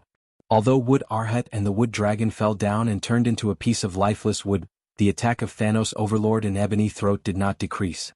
All kinds of bricks, stones, metals and other items like a swarm of bees attacked Thanos Overlord and others. At the same time, the chaotic gravity and the mysterious space folding also made Thanos Overlord and others fall into an unprecedented passive situation. Under the control of Rog, Thanos Overlord and others seemed to be targeted by the whole world, greeting all kinds of inexplicable attacks from all directions. Judging from the scene, Rog now has the upper hand, showing a powerful posture like a god. But Rog knew very well that these were just some fancy operations. Wanting to use these attacks to completely defeat Thanos Overlord was pure wishful thinking. So when Thanos Overlord and others resisted all kinds of incredible attacks, Rog did not intend to further expand the battle results, but directly Flying Thunder God came to Hulk's side. Magic, portal. As Rog's right hand continued to draw circles, a portal with golden sparks appeared in front of him and Hulk. When the portal was formed, Rog grabbed Hulk's shoulder and threw Hulk, who was far larger than himself, into it. Then he went in as well.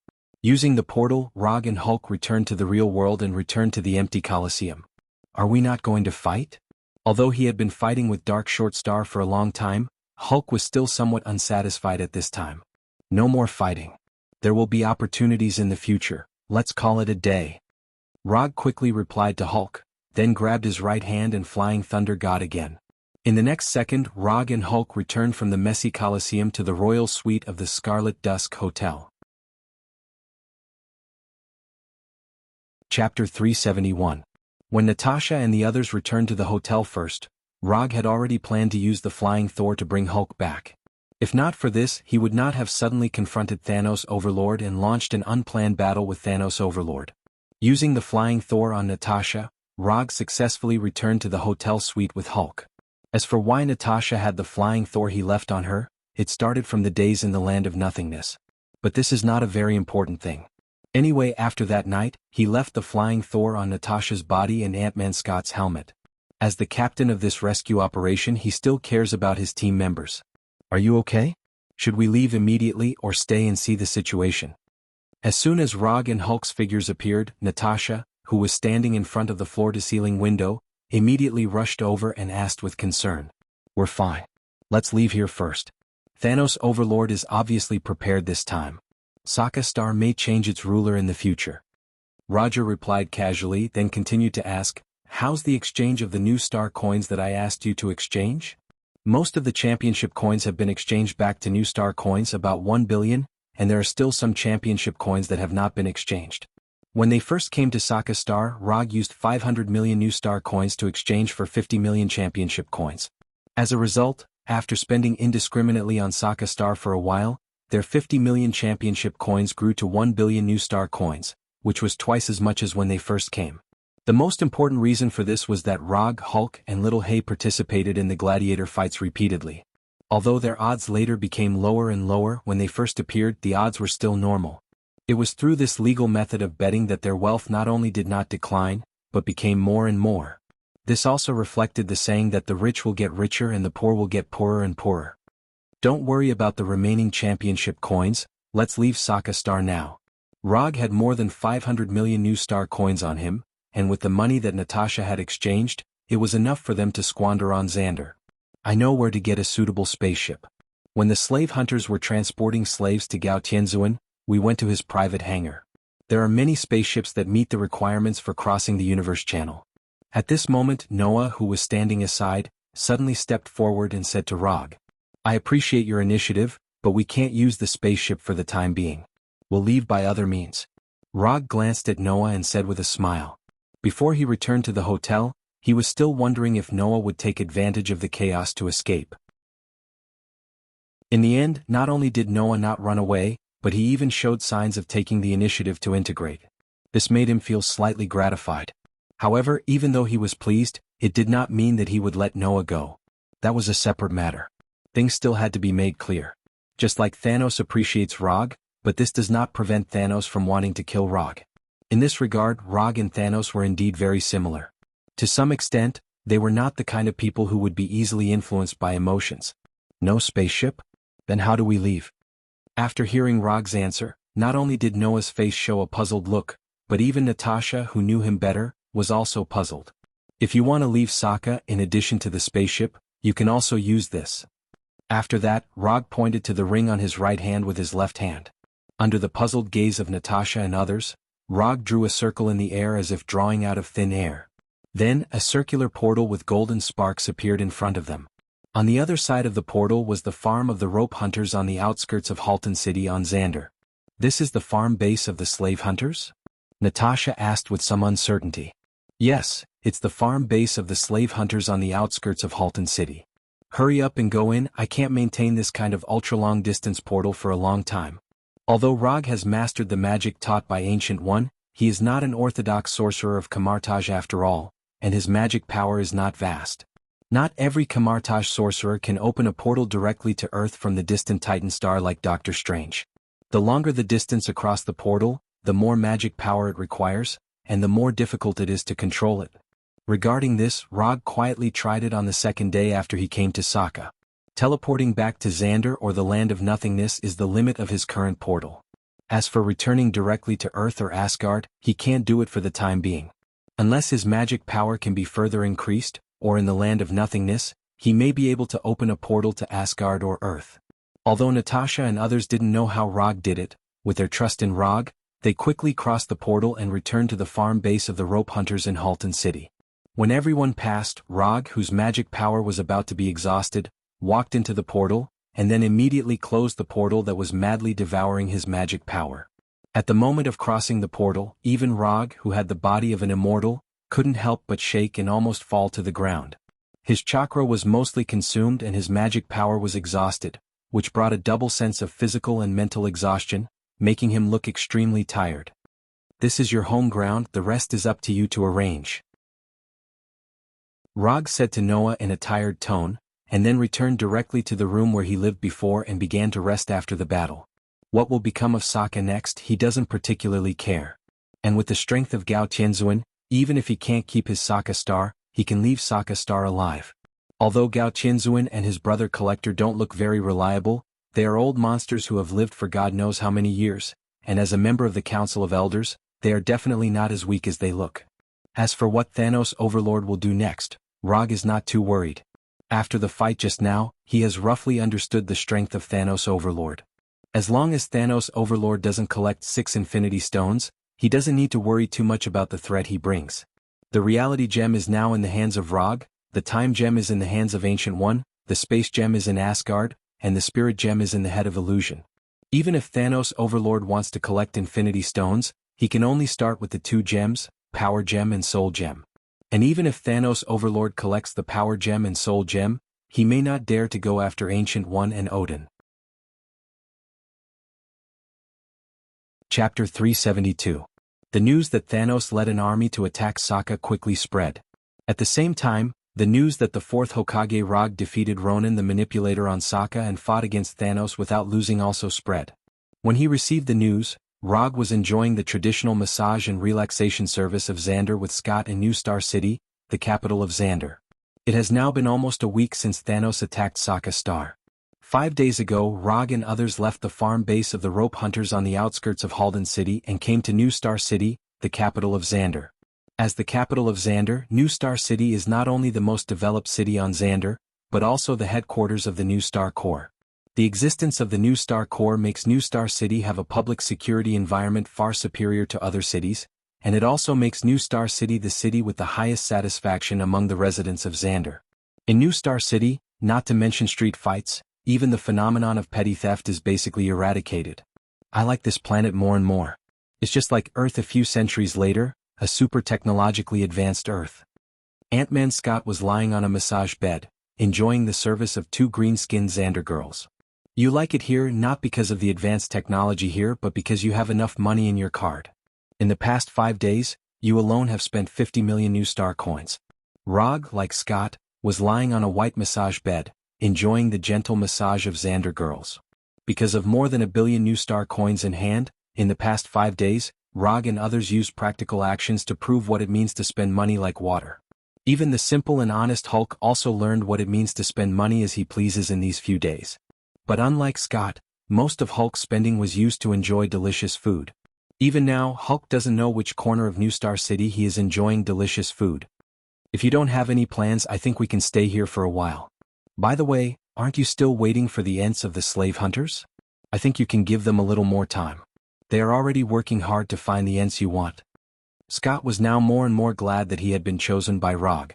This allowed him to experience the beauty of extraterrestrial travel. If you really like it here, I can get you a permanent residence permit and make you a legal citizen of Xander. You can stay here for as long as you want. After hearing Roger's words, Scott wanted to agree immediately. But before he opened his mouth, he suddenly realized something.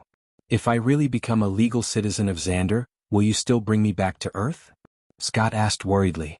You're from Xander. Why are you returning to Earth? I have no intention of abducting aliens back to Earth. Rog originally had a more extreme and crazy plan to restore the vitality of Tatooine. Star-Lord's father, Igo, is a self-aware planet. Rog's original plan was to use Igo's power to restore the vitality of Tatooine.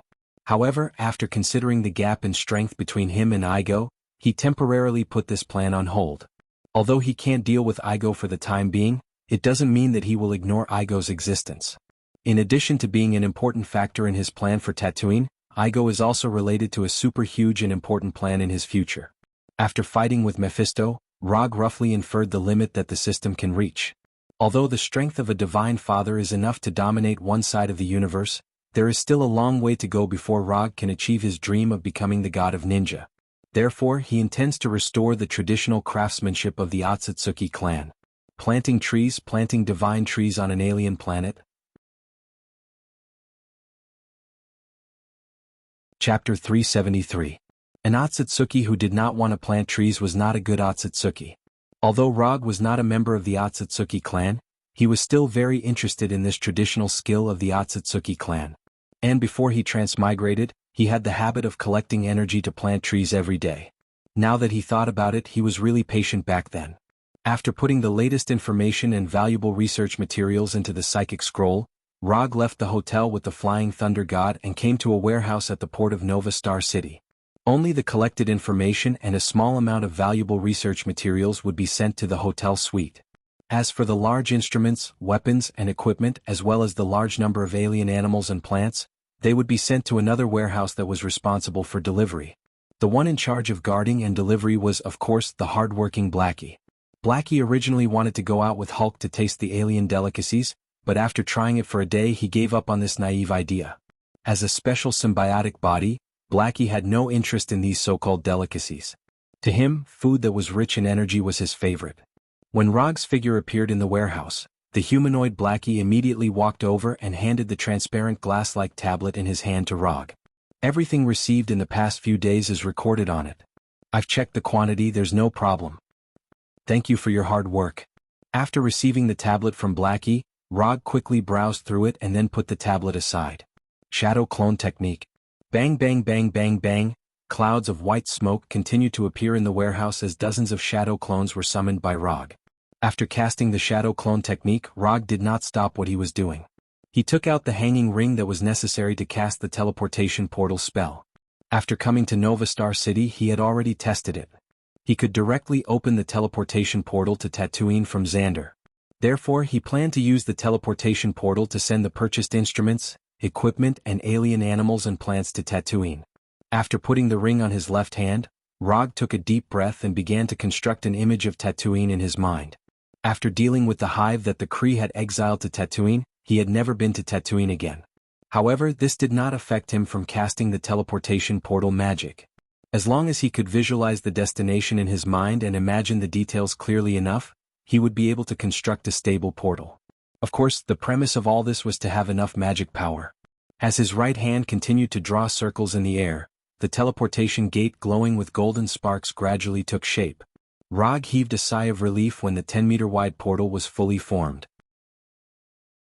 Although he did not know how far Tatooine was from Xander, one thing he was certain of was that the distance between Xander and Tatooine was much closer than Sokka. At the very least, after casting the teleportation gate this time, he still had more than half of his mana remaining, and the consumption was far less terrifying than the previous time. Without any instructions, as soon as the teleportation gate appeared, the shadow clone immediately turned into a porter and began the fast and orderly transportation work. Large research instruments, cargo boxes containing weapons and equipment, metal cages holding alien animals, planting boxes with alien plants, and a large number of miscellaneous boxes including alien plant seeds were moved into the teleportation gate by the shadow clone one by one. While the shadow clone turned into a porter, Rog himself did not stay idle. He walked directly into the teleportation gate and summoned a mobile phone-like communication device from the summon scroll. Strictly speaking, this communication device, which was similar to a mobile phone, was a mobile phone.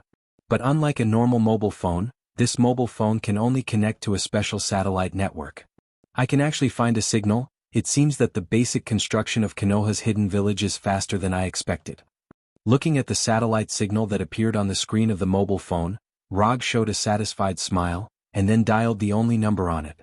The number was connected within a few seconds, and the image of the 32-year-old young woman after marriage appeared on the screen of the mobile phone. Good morning, Rog-sama. Your current location is more than 1,500 kilometers away from Konoha's hidden village. A Quinjet and intelligent guard will pick you up later, please wait for a moment. Although the Hinata on the screen looks very intelligent, Rog doesn't know if it's his illusion, but he always feels that she's not as pleasing to the eye as the Hinata in Konoha's headquarters. However, this also has something to do with the fact that the Hinata here is not the real Hinata. The one in Konoha's headquarters on Earth is the real Hinata. The one on Tatooine is just a clone program copied by Hinata according to her own program. An artificial intelligence self-replicating another artificial intelligence, this is very artificial intelligence. When Hinata was doing this, Rog was always a little worried about whether she would create an uncontrollable artificial intelligence crisis. No need to pick me up, I will leave in a while. I will leave something here, you can arrange someone to come and pick it up. Those animals and plants, you can study them first, if there is no problem, you can raise them or plant them near Konoha.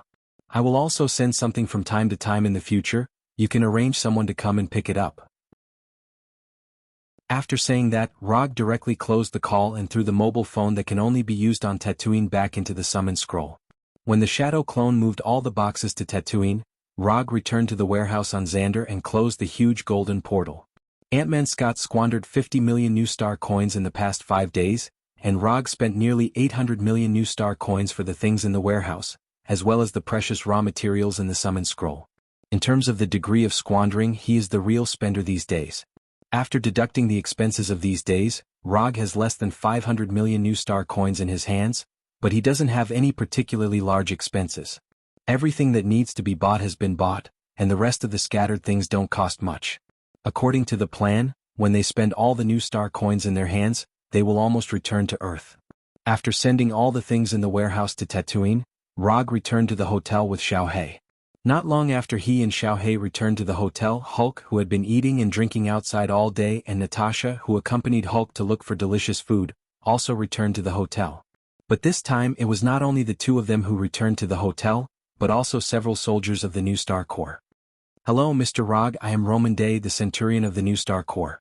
The New Star Supreme hopes to see you. Chapter 374. Supreme Nova?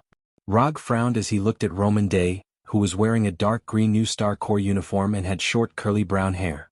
He looked no different from an ordinary middle-aged man on Earth. Rog did not immediately answer the New Star Corps Centurion. Instead he quickly recalled in his mind. In the past few days, other than spending like a nouveau riche in New Star City, they did not do anything that violated the laws of Xander. Here, Rog instinctively ignored the fact that he bought restricted weapons and equipment illegally. Wasn't it normal to buy some guns and ammunition? Even America, a democratic country on Earth, did not restrict this. Can I ask why the New Star Supreme wants to see me? Roman Day came to inform him with a courteous face. Rog would of course treat him with courtesy. This was a basic quality that every citizen who received compulsory education should have. Supreme Nova was not an ordinary person. Why would the most luxurious suite in Xander's hotel be called the Supreme Suite? The reason was similar to how 5-star hotels on Earth would call their luxurious suites the Presidential Suite. Supreme Nova's strength might not be much, but he was definitely the most powerful person on Xander. In other words, he was the ruler of Xander. I'm not sure about the specifics. The order I received was to invite you, Mr. Rog, to the New Star Corps headquarters to meet Supreme Nova. Although I'm not sure what Supreme Nova wants to talk to you about, I think it should have something to do with the Carey Empire. At this point, Roman Day didn't continue to speak. Obviously, as a New Star Corps Centurion, Roman Day definitely knew the truth of the matter. However, the current him did not intend to reveal everything. The position of a New Star Corps Centurion did not sound like much, but it was already the highest level of existence in the New Star Corps. It was the elite warrior second to none in the New Star Corps and had the authority to mobilize and command the New Star Corps. In terms of military ranks on Earth, a New Star Corps Centurion was roughly equivalent to a general in Earth's army. Moreover, it was a general who had the authority to command. Since you're so enthusiastic, if I don't go, it'll be hard to explain. Let's go, I also want to see the New Star Corps headquarters. With that, Rog raised his left hand, indicating for Roman to lead the way. When Roman Day and the other 4 New Star Legion warriors turned around, Rog turned to Natasha and the others and said, "If you have anything else you want to buy it as soon as possible. We might have to leave Xander." Roman Day, who was walking at the front, clearly heard Rog's words, but he didn't say anything and walked straight to the elevator. Although Roman Day didn't reveal too much, Rog could roughly guess what would happen next. If nothing unexpected happened, the New Star Supreme was going to entrust him with a task. And the contents of the commission were very likely related to Luo Nan, the accuser. This was why he reminded Natasha and the others to make preparations to return to Earth. The 4th rule of commission was that before the current commission was completed, the next commission could not be accepted. Under Roman Dai's lead, Rog boarded a small aircraft parked on the top floor of the hotel and flew directly to the core area of New Star City, the New Star Corps headquarters. The New Star Corps headquarters wasn't located in the central area of New Star City, but in the restricted flying zone near the port. Other than the New Star Corps' aircraft, any aircraft that entered the airspace would be subjected to intensive anti-aircraft fire from the ground. Compared to the buildings in the city, which were mainly light white and had a curvaceous shape, the New Star Corps headquarters building had a more sturdy appearance. The light gray color made the entire building look like it was made of steel. If it wasn't for the huge octagonal star symbol of the New Star Corps hanging on the exterior of the building, it would be very difficult for tourists from other planets to connect this building with the New Star Corps headquarters. With Centurion Roman Dai leading the way, Rog entered the New Star Corps headquarters building without any obstructions. In a meeting room that wasn't very spacious, he saw the legendary New Star Supreme. Like Centurion Roman Dai, New Star Supreme had an extremely similar appearance to a human from Earth. Even New Star Supreme's hairstyle was extremely similar to the retro hairstyle that was popular in America in the 60s and 70s. If one didn't look at the New Star Corps uniform that New Star Supreme was wearing, she would look no different from a woman from Earth in her 60s or 70s. That's right, this New Star Supremacy was a woman. And on her body, Rog didn't sense any energy other than life energy. Clearly this New Star Supreme wasn't a warrior. Rog even suspected that she didn't even know the most basic combat techniques. But at the level of New Star Supreme, there wasn't much need for combat strength. You're the Rog who defeated Ronan the Accuser twice? The moment Rog entered the meeting room, New Star Supreme opened her mouth and asked. Yes, I'm that Rog. You look more refined than I imagined. I can't see the tough attitude that ordinary warriors have on you. This extremely benevolent-looking Nova Supremacy sized up Logue and continued. Because I'm not an ordinary warrior. I'm the more powerful kind. Although he was facing the highest commander of Xander and the New Star Corps, Rog didn't show any fear or panic. Instead, he was incomparably relaxed and casual. Rog didn't doubt the combat strength of the New Star Corps. To a certain extent, he actually quite admired the New Star Corps. A corps that could go head-to-head with the Carey Empire, one of the three great empires of the universe, and even fight to a standstill couldn't be weak. Otherwise, a country like Xander that pursued civility too much would have been destroyed by the Carey Empire long ago. Rog didn't have any objections to Xander's efforts to improve the civility of their citizens. But in his opinion, Xander's approach could easily cultivate the citizens of Xander into docile cowards without any blood. In contrast, he preferred the harsh education style of the Carey Empire that leaned towards Sparta. You're indeed the more powerful kind. Otherwise, you wouldn't have been able to defeat Ronan the Accuser twice and fight a lunatic like Thanos to a draw. Obviously, the New Star Corps' intelligence on Rog came from Sokka. This couldn't be blamed on the New Star Corps. After all, he had just emerged in the universe. If they wanted to investigate him, they could only start from Sokka. Let's stop with the pleasantries. I want to know why New Star Supreme of the New Star Corps suddenly wants to see me, an alien tourist from another planet. Chapter 375. I hope you can come with us to the Kree Empire. You have defeated Luonan twice. Your presence can reduce the possibility of the Carey Empire making unwise moves. Nova Supremacy stated his purpose straightforwardly. Are you sure this will work? I feel that my presence in the mission will only provoke the Carey Empire. Rog wasn't surprised that Nova Supreme would have such thoughts. But he always felt that Nova Supreme was taking things for granted. Even though he had defeated Luonan, the controller, twice, this did not mean that his existence would cause the Carey Empire to become even more restrained. It would be abnormal if the Carey Empire, which had always been unyielding, became afraid of him just because he was in the diplomatic corps. I can't guarantee that this will work, but with you the Carey Empire will be more cautious. As long as the Carey Empire is a bit more cautious, it will be enough for the mission. Supreme Nova explained once again. You can rest assured, this diplomatic mission to the Kree Empire was invited by the Kree Empire. They want to end the war with us and sign a peace treaty that both sides can accept. As long as you are willing to help, no matter what your request is, we will try our best to satisfy you. We know that you have been collecting some documents and equipment recently. If you need, we can provide you with top-secret documents and high-level equipment that can't be obtained from the black market. Rog's purchase of weapons and equipment on the black market wasn't hidden from the New Star Regiment. Now this has become a bait for Nova Supreme to tempt him. I need to discuss it with my companions. If they don't have any objections, we can discuss the specific content. Rog didn't directly refuse Nova Supreme's proposal, but he also didn't accept it immediately. He still had the commission to bring Dr. Banner back to Earth. Before completing this commission, he couldn't accept other commissions.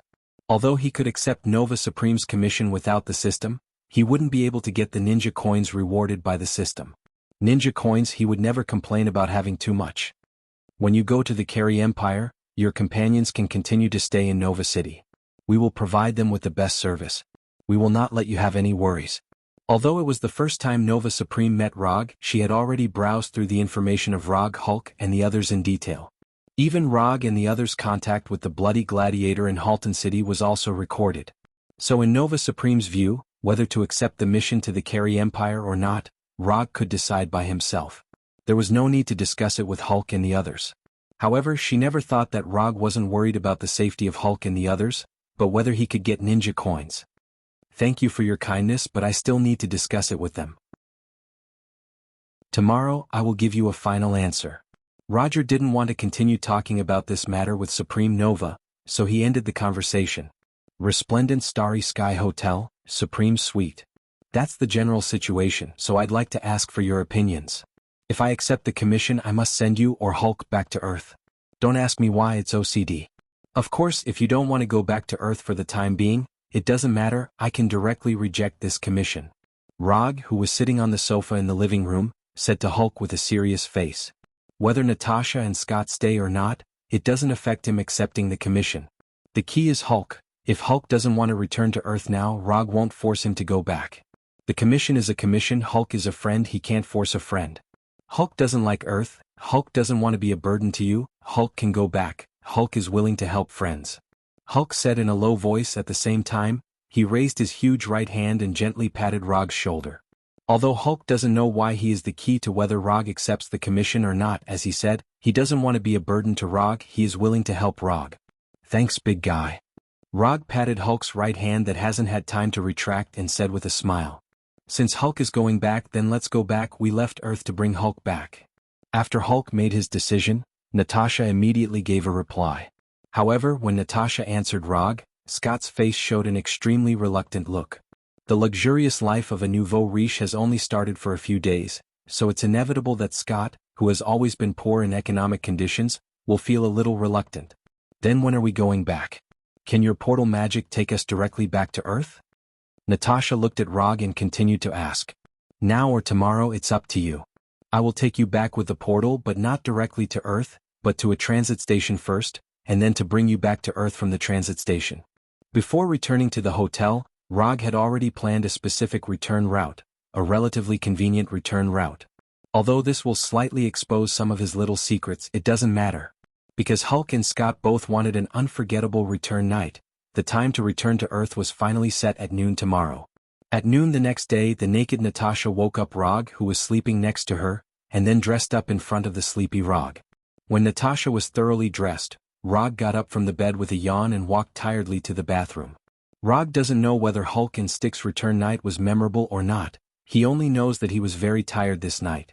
After everyone gathered and ate an expensive lunch with the characteristics of Xander, Rog opened the portal to Tatooine in the living room of the suite. Without needing Rog's instructions, Natasha and others who were already prepared, walked into the portal and came to the planet belonging to Rog. Where is this? Looking at the barren land around her, Natasha asked doubtfully. This is my planet and it's the reward for one of my commissions. Rog briefly explained, then began to identify the direction. Quantum transmission. When he confirmed the specific location of Konoha's hidden village, he used quantum transmission to bring Natasha and others to Konoha's hidden village. Chapter 376. This is Konoha's hidden village? Looking at the city in front of her, which is a combination of punk futuristic and ancient Chinese style, Natasha asked in disbelief. To be precise, this is the new Konoha's hidden village, not the Konoha's hidden village where I learned ninjutsu. Although there is no such thing as Konoha's hidden village in this world, Rog won't forget the origin setting that he casually said at the beginning. Acting should be done completely, especially paying attention to the details. As a cautious ninja, Rog will certainly pay attention to this point. This is incredible. You actually have your own planet and you are building your own Konoha's hidden village. This is simply, like the shocked Natasha, Scott also showed a look of disbelief after seeing the Konoha's hidden village under construction. Although they have been to several alien planets, the scene in front of them is still beyond their scope of understanding. An Earthling has an alien planet suitable for human survival, and has built his own city on it. This is a major milestone that can change the history of mankind, just like the discovery of the American continent by Columbus. No, what Rog did is much crazier than Columbus. What he discovered is not a new continent but a new planet, a habitable planet. In fact, this is nothing. You have also traveled in the universe for a while. You should have experienced the vastness of the universe. In the universe there are many undeveloped planets like Tatooine. If you are interested you can also find a planet of your own. Rog explained casually. He brought Natasha and others to Konoha's hidden village not to show off that he has a planet. The reason why he came here is purely to return to Earth from here. Under the guidance of an intelligent robot, Rog and others came to the transmission base in Konoha's hidden village. After a lot of research and testing, Konoha's headquarters finally stabilized the coordinates of the space channel that will constantly change with the rotation of the planet, and fixed the entrance of the space channel in a huge building. This is an open-air building similar to a football field, and even the area is very similar to a football field on Earth. In Hinata's plan, this place will become a spaceport for transporting materials from Earth in the future. In the center of the building there was a circular platform 1 meter above the ground, and in the position of the circular point, there was a 1 meter tall black boulder. The platform had a diameter of 50 meters, and it could open up a spatial tunnel with a diameter of 35 meters at most. Of course, the size of the spatial tunnel depended on the size of the goods being transported. For people like Rog and the others, who only needed to pass through a space channel to return to Earth, a space channel with a diameter of 2 to 3 meters would be enough. The black stone placed on the dot was cut from the black boulder by Hinata, and its function is equivalent to the gate of Konoha. Through the mysterious connection between the two black stones, they can open the space channel from Konoha Hidden Village to the Konoha headquarters. It was a bit like using two black stones to create a spatial door that could be opened between Earth and Tatooine. No matter which side he opened the door from, he would be able to reach the other side smoothly. Roger didn't know what scientific theories were involved in this, but Hinata explained it to him in such a way back then. By the way, although this place will be announced by me sooner or later. But before I announce it to the public, I hope you can forget everything you see here for the time being. Before jumping into the space channel formed by the liquefied black boulder, Rog said to Natasha and the others around him. "No problem, I'm very good at keeping secrets," Scott said first. After Scott's statement, Natasha and Hulk also nodded, indicating that they won't leak the secret. The next thing was relatively simple. Through the space channel built by the black boulder, Rog and others smoothly returned from Konoha Hidden Village on Tatooine to the headquarters of Konoha Intelligence Agency in Washington, D.C. However, before Natasha and the others had time to take a good look at the secret laboratory of Konoha's headquarters, the hemispherical energy shield formed by quantum transmission enveloped them again. Although he has a good relationship with Natasha and Hulk, and he doesn't mind them visiting Konoha's headquarters, now is not the right time to visit. Through quantum transmission, Rog and others instantly crossed from Washington to the duplex base in the suburbs of New York. When those familiar buildings appeared in front of them one by one, Natasha and Scott inexplicably felt like they had returned home after a long separation. "Big guy, although I'm a little reluctant to part with you, I can only say goodbye to you for the time being. Let Dr. Banner come out, it's time for him to go home." Rog's commission was to bring Dr. Banner back to Earth, but now, it is not Dr. Banner who has returned to Earth but Hulk. So strictly speaking, his commission has not been completed yet. When you come back you must come to Hulk. Hulk wants to learn your green light move. Before returning control of the body to Banner, Hulk said to Rog very seriously. The green light move mentioned by Hulk is actually the visual effect after opening the third gate of life in the Hashimantanku. When Roger bullied Ronin, the accuser, in the arena, he opened the third gate of life. Therefore Hulk had firmly memorized it. "No problem, after I come back I will teach you the Hashimantanku. At that time, no one will be able to stop you if you release the green light first." After that, Rog raised his right hand and bumped fists with Hulk, reaching an agreement with Hulk. Under the gaze of Rog and others, Hulk returned control of the body to Banner, and his huge body began to shrink rapidly. It didn't take long for Dr. Banner to appear in front of them in ill-fitting elastic shorts. "I'm back? Is this the duplex headquarters?" Although Hulk returned control of the body to Banner, he didn't seem to have left any memories for Banner, causing Dr. Banner, who reappeared, to look confused and puzzled. Not long after Dr. Banner appeared, Tony, Rogers, and the others from the American team rushed over. Rog didn't stay at the duplex headquarters for too long. He briefly told Tani about the process of rescuing Hulk, and then returned to Konoha's headquarters. Not long after he returned to the office at Konoha's headquarters, he received a text message from the bank. Amount credited, $1. This $1 is the reward Tani paid for this commission. Although the reward is unprecedentedly low, the system still passed this commission with only a reward of $1. Moreover, this reward of $1 was requested by Rog. I'm not going to rescue Dr. Banner, I'm going to rescue my friend Hulk. Chapter 377. Xander, New Star City, Supreme Suite of the Bright Starry Sky Hotel. Is this Xander? It's so cool. Can I go out and have a look? I promise I won't let anyone else find me. Wearing a light blue sportswear, Quicksilver Pietro was running at top speed, his voice constantly coming from various rooms. I'll take you out later after we've met the guests. Rog was sitting on the sofa in the living room, rubbing his temples with a headache. According to his plan, only he and Xiaohei would return to New Star City. But plans can't keep up with changes, especially when the people who entangled him were Daisy and Pietro, two energetic young people. After knowing that Rog was about to leave the headquarters again and go to an alien planet in the universe, Daisy and Pietro didn't want to leave. This made Rog regret why he returned to the office. He just planned to go back to the office to see what happened in Konoha's headquarters during this period, but he had just returned to the office when Daisy and Pietro rushed in. Then, there was a simple and complicated negotiation process. The final result of the negotiation was that he took Daisy and Pietro, two energetic and curious guys, to Xander. That's what you said. Anyway, during this time I'll go wherever you go. Don't even think about getting rid of me. After running back and forth in the suite several times, Pietro finally stopped and sat on the sofa opposite Rog. If the employer doesn't mind, I can let you follow me. But if the employer doesn't agree, you can play in this city for a while. After I complete the commission, I'll take you back to Earth. Because it involves the peace agreement between the two countries, Rog wasn't sure whether Xander Supreme would agree to let him take Daisy and Pietro with him. It's not a big problem to add one more person to the mission. Xiaohei can transform into a weapon form, so it's not a big problem to bring him there. The key to the problem is whether Xander Supreme is willing to have two other Earthlings in the mission, especially Daisy.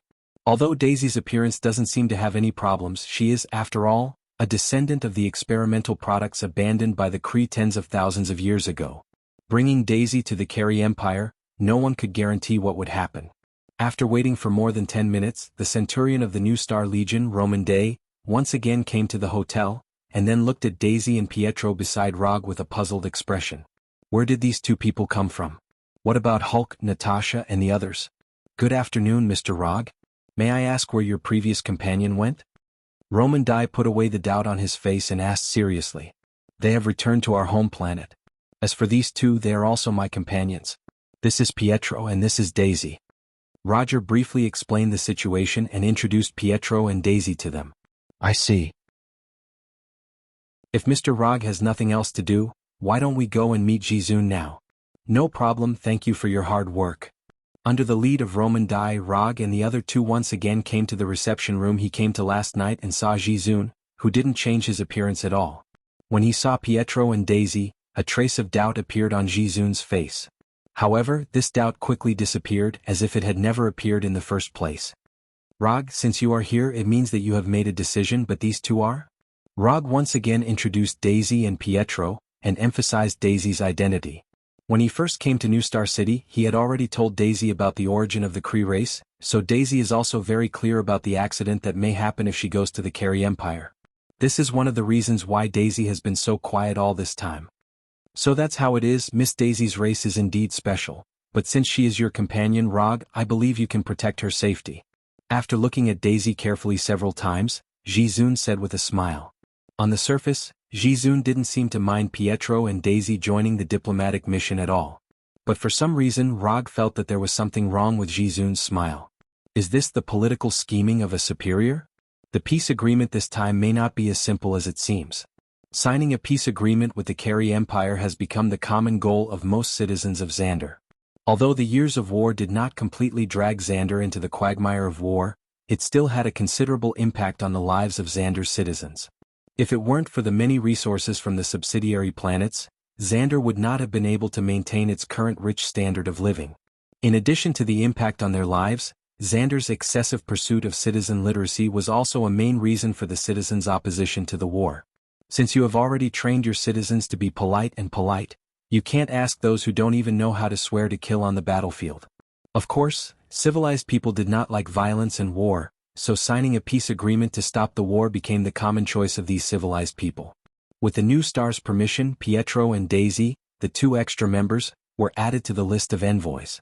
At this point, the 4 people, including Rog, were all granted the status of military officers of the diplomatic mission. Except for the chief military officer of the diplomatic mission, the other military officers did not need to participate in the signing of the peace agreement. They were purely the security forces of the diplomatic mission. The chief military officer of the diplomatic mission was the Centurion Roman Day of the New Star Corps. Rog was a first-class military officer of the diplomatic mission. As for Blackie and Daisy, they were third-class military officers. Whether he was the chief military officer of the diplomatic mission or not, it didn't matter to Rog at all. He only cared about this commission, whether he could pass the system's judgment and get the corresponding reward. When signing the commission agreement, Jizun originally intended to let Centurion Roman Day sign it for him. But under Rog's insistence, Jizun finally wrote his name on the commission scroll. Commission content: protect the safety of the members of the diplomatic mission during the period of the Xander diplomatic mission to the Carey Empire. Commission status: incomplete. Commission reward: 200 ninja coins. As Rog expected, the commission passed the system's judgment smoothly. However, the content description given by the system's commission page and the content written by Jizun on the commission scroll were a little different. The commission given by Jizun was to protect the safety of the members of the diplomatic mission during the period of the Xander diplomatic mission to the Carey Empire. And the commission content given by the system added the period of the signing of the peace agreement. The diplomatic mission to the Carey Empire was to sign the peace agreement, so at first glance, it was normal for the content of the system and the scroll not to be completely consistent, but Rog, who has been dealing with the system for so long, didn't think so. The system will never give any superfluous content description.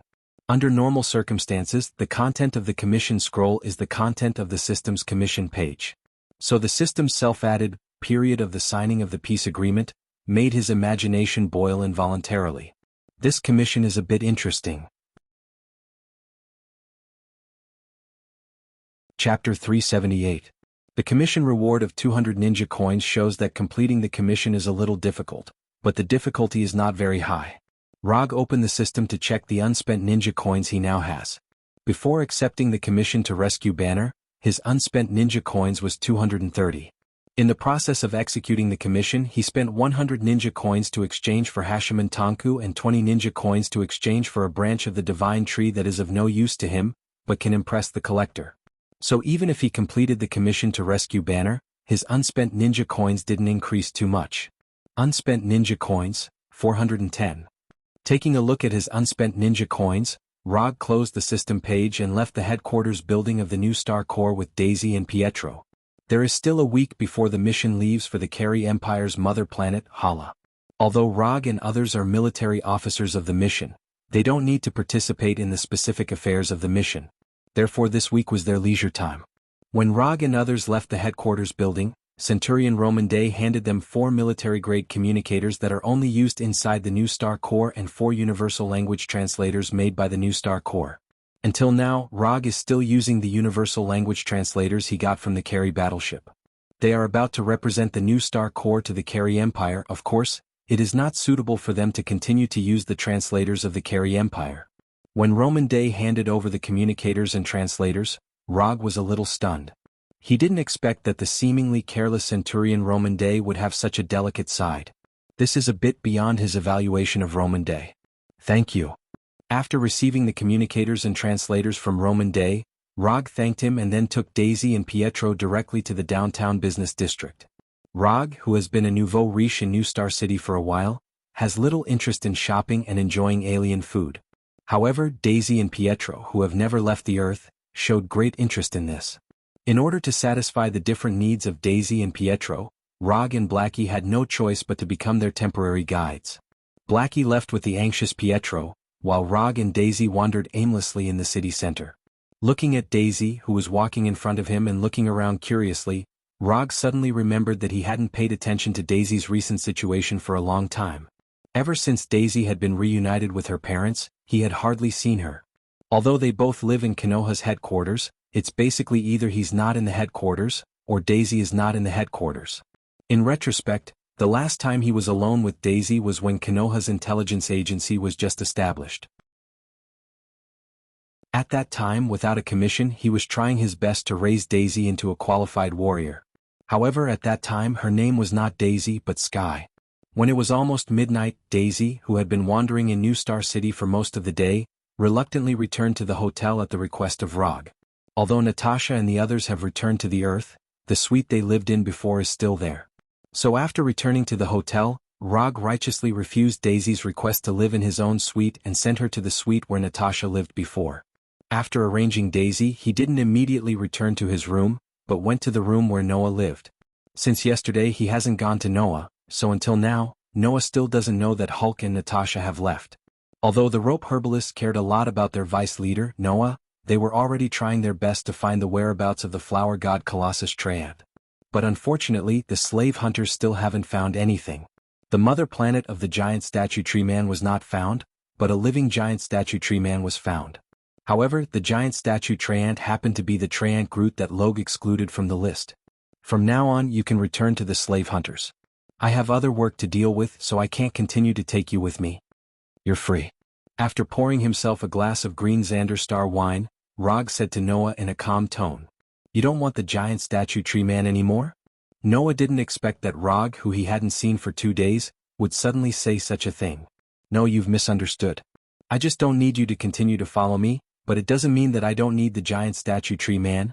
After returning to the slave hunters, you still have to find a way to find the giant statue tree man. As for the deadline, I'll give you 3 years. Rog thought for a few seconds and gave a deadline that was neither too long nor too short. When you capture a living giant flower god tree man or find their home planet, send a message to this number. I will contact you again when the time comes.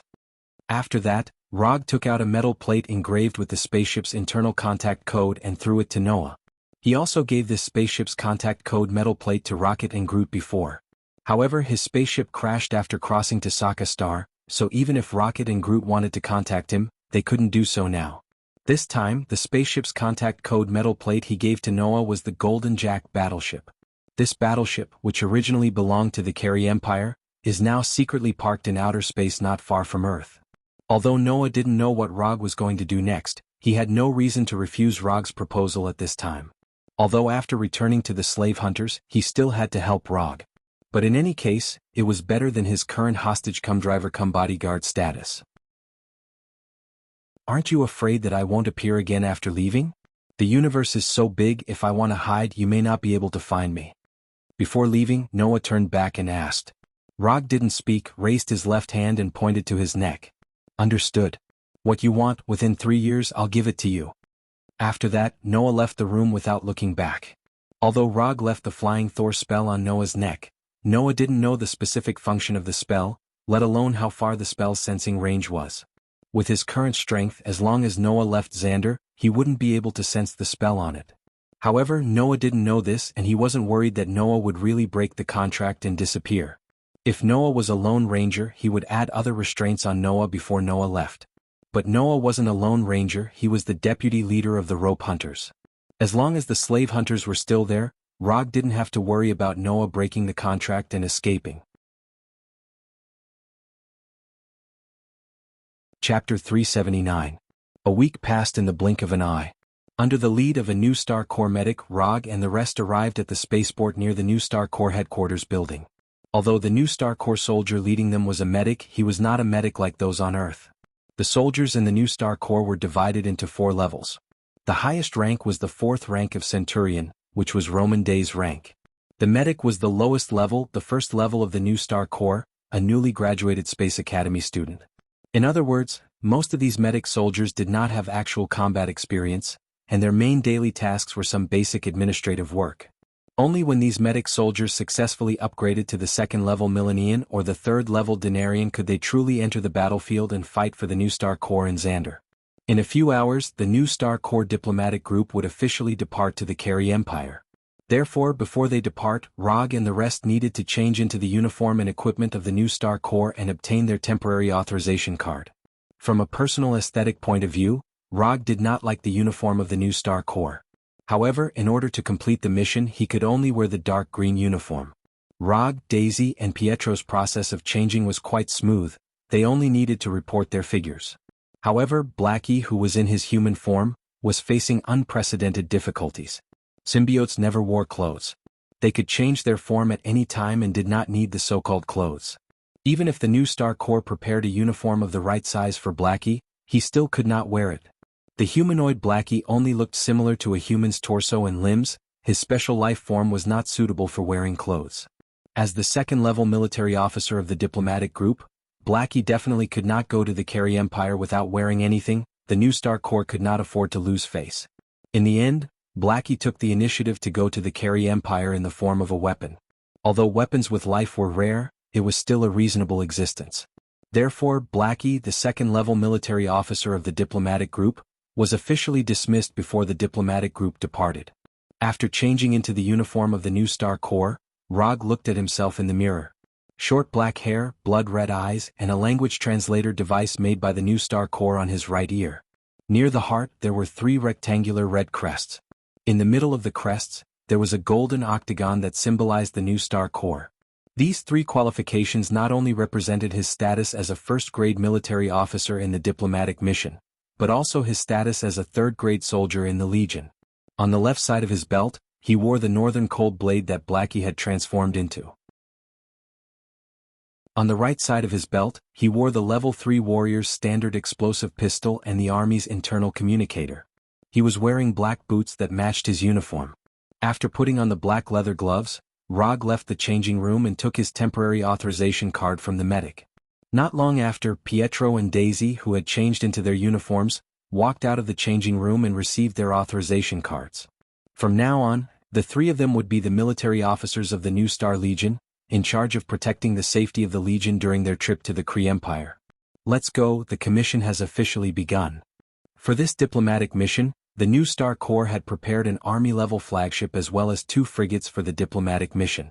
The frigates would only escort the flagship to the final warp jump point and wait for the flagship to return. Of course, if an accident happened, these 2 frigates would also become the first batch of support for the flagship. In order to avoid provoking the Kree Empire, the flagship of the diplomatic mission would not land on the Kree Empire's mother planet, but would remain in outer space. The only ones that could land on the Kree Empire's mother planet were the 3 civilian-grade spaceships within the flagship. Although there were thousands of soldiers and logisticians on the flagship, the diplomatic mission only had about 200 people. Furthermore, there were about 50 civil servants and administrative personnel who did not have any combat ability. When the diplomatic mission truly landed on the Kree Empire's mother planet, Hala, the only ones who could protect the mission's safety would be Rog and the other 250 soldiers. After knowing the exact number of people in the diplomatic mission, Rog finally understood why the new Star Corps invited him to join the diplomatic mission. 150 combatants, this number seemed to be quite a lot. However, if the Kree Empire really wanted to do something, these combatants would not even be able to put up a decent resistance. Even if the new Star Corps' flagship was in outer space nearby, it would not change the situation. After all, that was the mother planet of the Kree Empire, one of the 3 great empires in the universe. It was the Kree Empire's strongest military base. I hope it will go smoothly and easily complete the mission otherwise. Rog was quite confident in his own strength, but he still did not dare to underestimate the military strength of the Kree Empire's mother planet. After boarding the flagship, Rog and the other 2 did not pay a visit to the ambassadors of the diplomatic mission. Instead, they went directly to their quarters. They were only members of the diplomatic mission in name. Although they had the status of military officers, they were not part of the new Star Corps. Therefore, things like paying a visit to their superiors had nothing to do with them. As long as nothing unexpected happened, they would be invisible in the diplomatic mission. When everything was ready, the flagship carrying the diplomatic mission lifted off according to the scheduled time. When the flagship entered outer space, Pietro and Daisy, who had never been in space before, excitedly went out to enjoy the scenery. As for Rog, he directly laid on the bed in his quarters and closed his eyes to rest. There was still quite a bit of time between the departure of the flagship and the landing of Hala. During this time, Rog only wanted to enjoy this last bit of leisure time. After flying for a while and jumping through more than 10 jump points, the Kree Empire's mother planet, Hala, finally revealed its true appearance.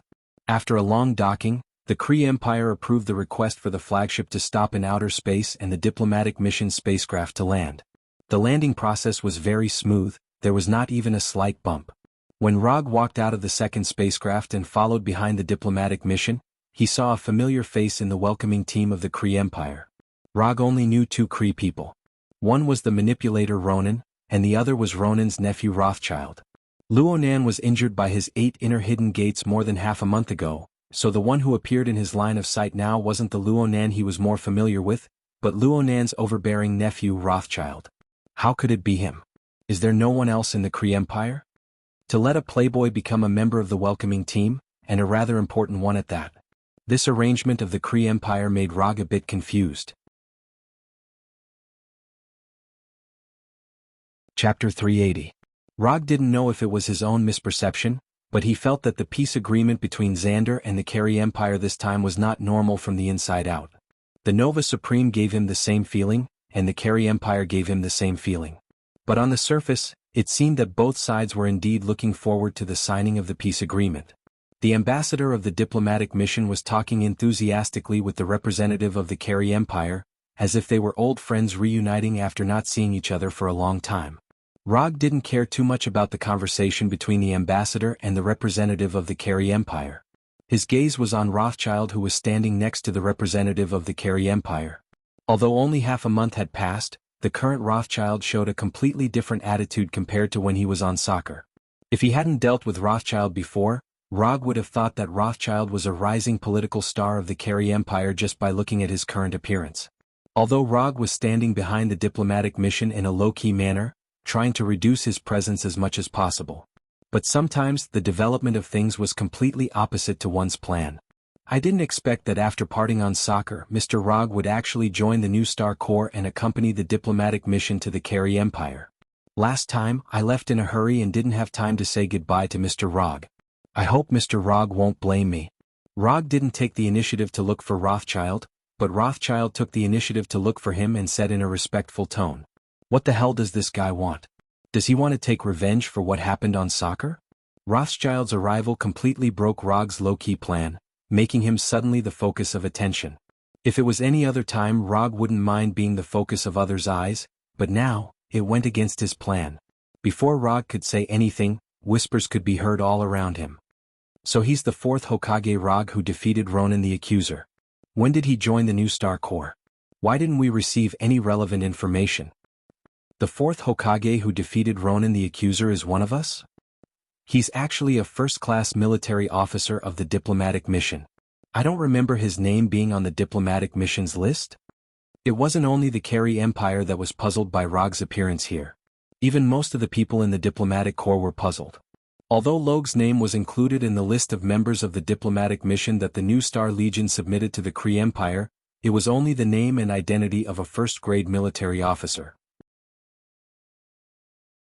Although Rog's name wasn't particularly common, there were still many people with the same name as him, so the Kree Empire wasn't able to discover that he was the 4th Hokage who defeated Luonan.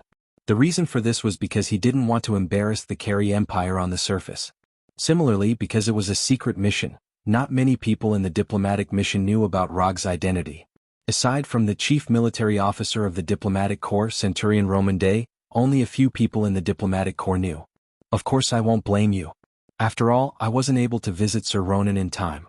I hope Sir Ronan won't blame me.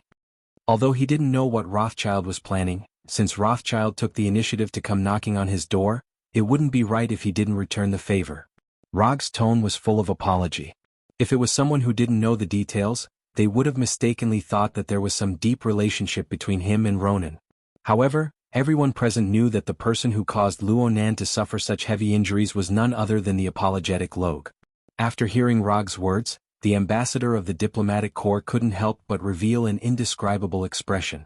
This Rog had the potential to become a politician. As a politician, the most important ability wasn't political ability, but thick skin.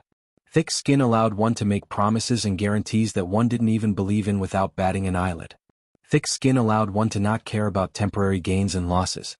One could advance and retreat with a sense of propriety, slick and slick when dealing with opponents with different political views. Thick skin allowed one to play the role of a politician that the people desired, gaining the brainless support of the people. Uncle is in the city right now. If Mr. Rog is willing to take the time to meet him, I'm sure Uncle will be looking forward to your arrival. Rothschild obviously understood the subtext of Rog's words, but he didn't take it to heart. His tone was just as respectful as before. If I have the time, I will definitely pay him a visit.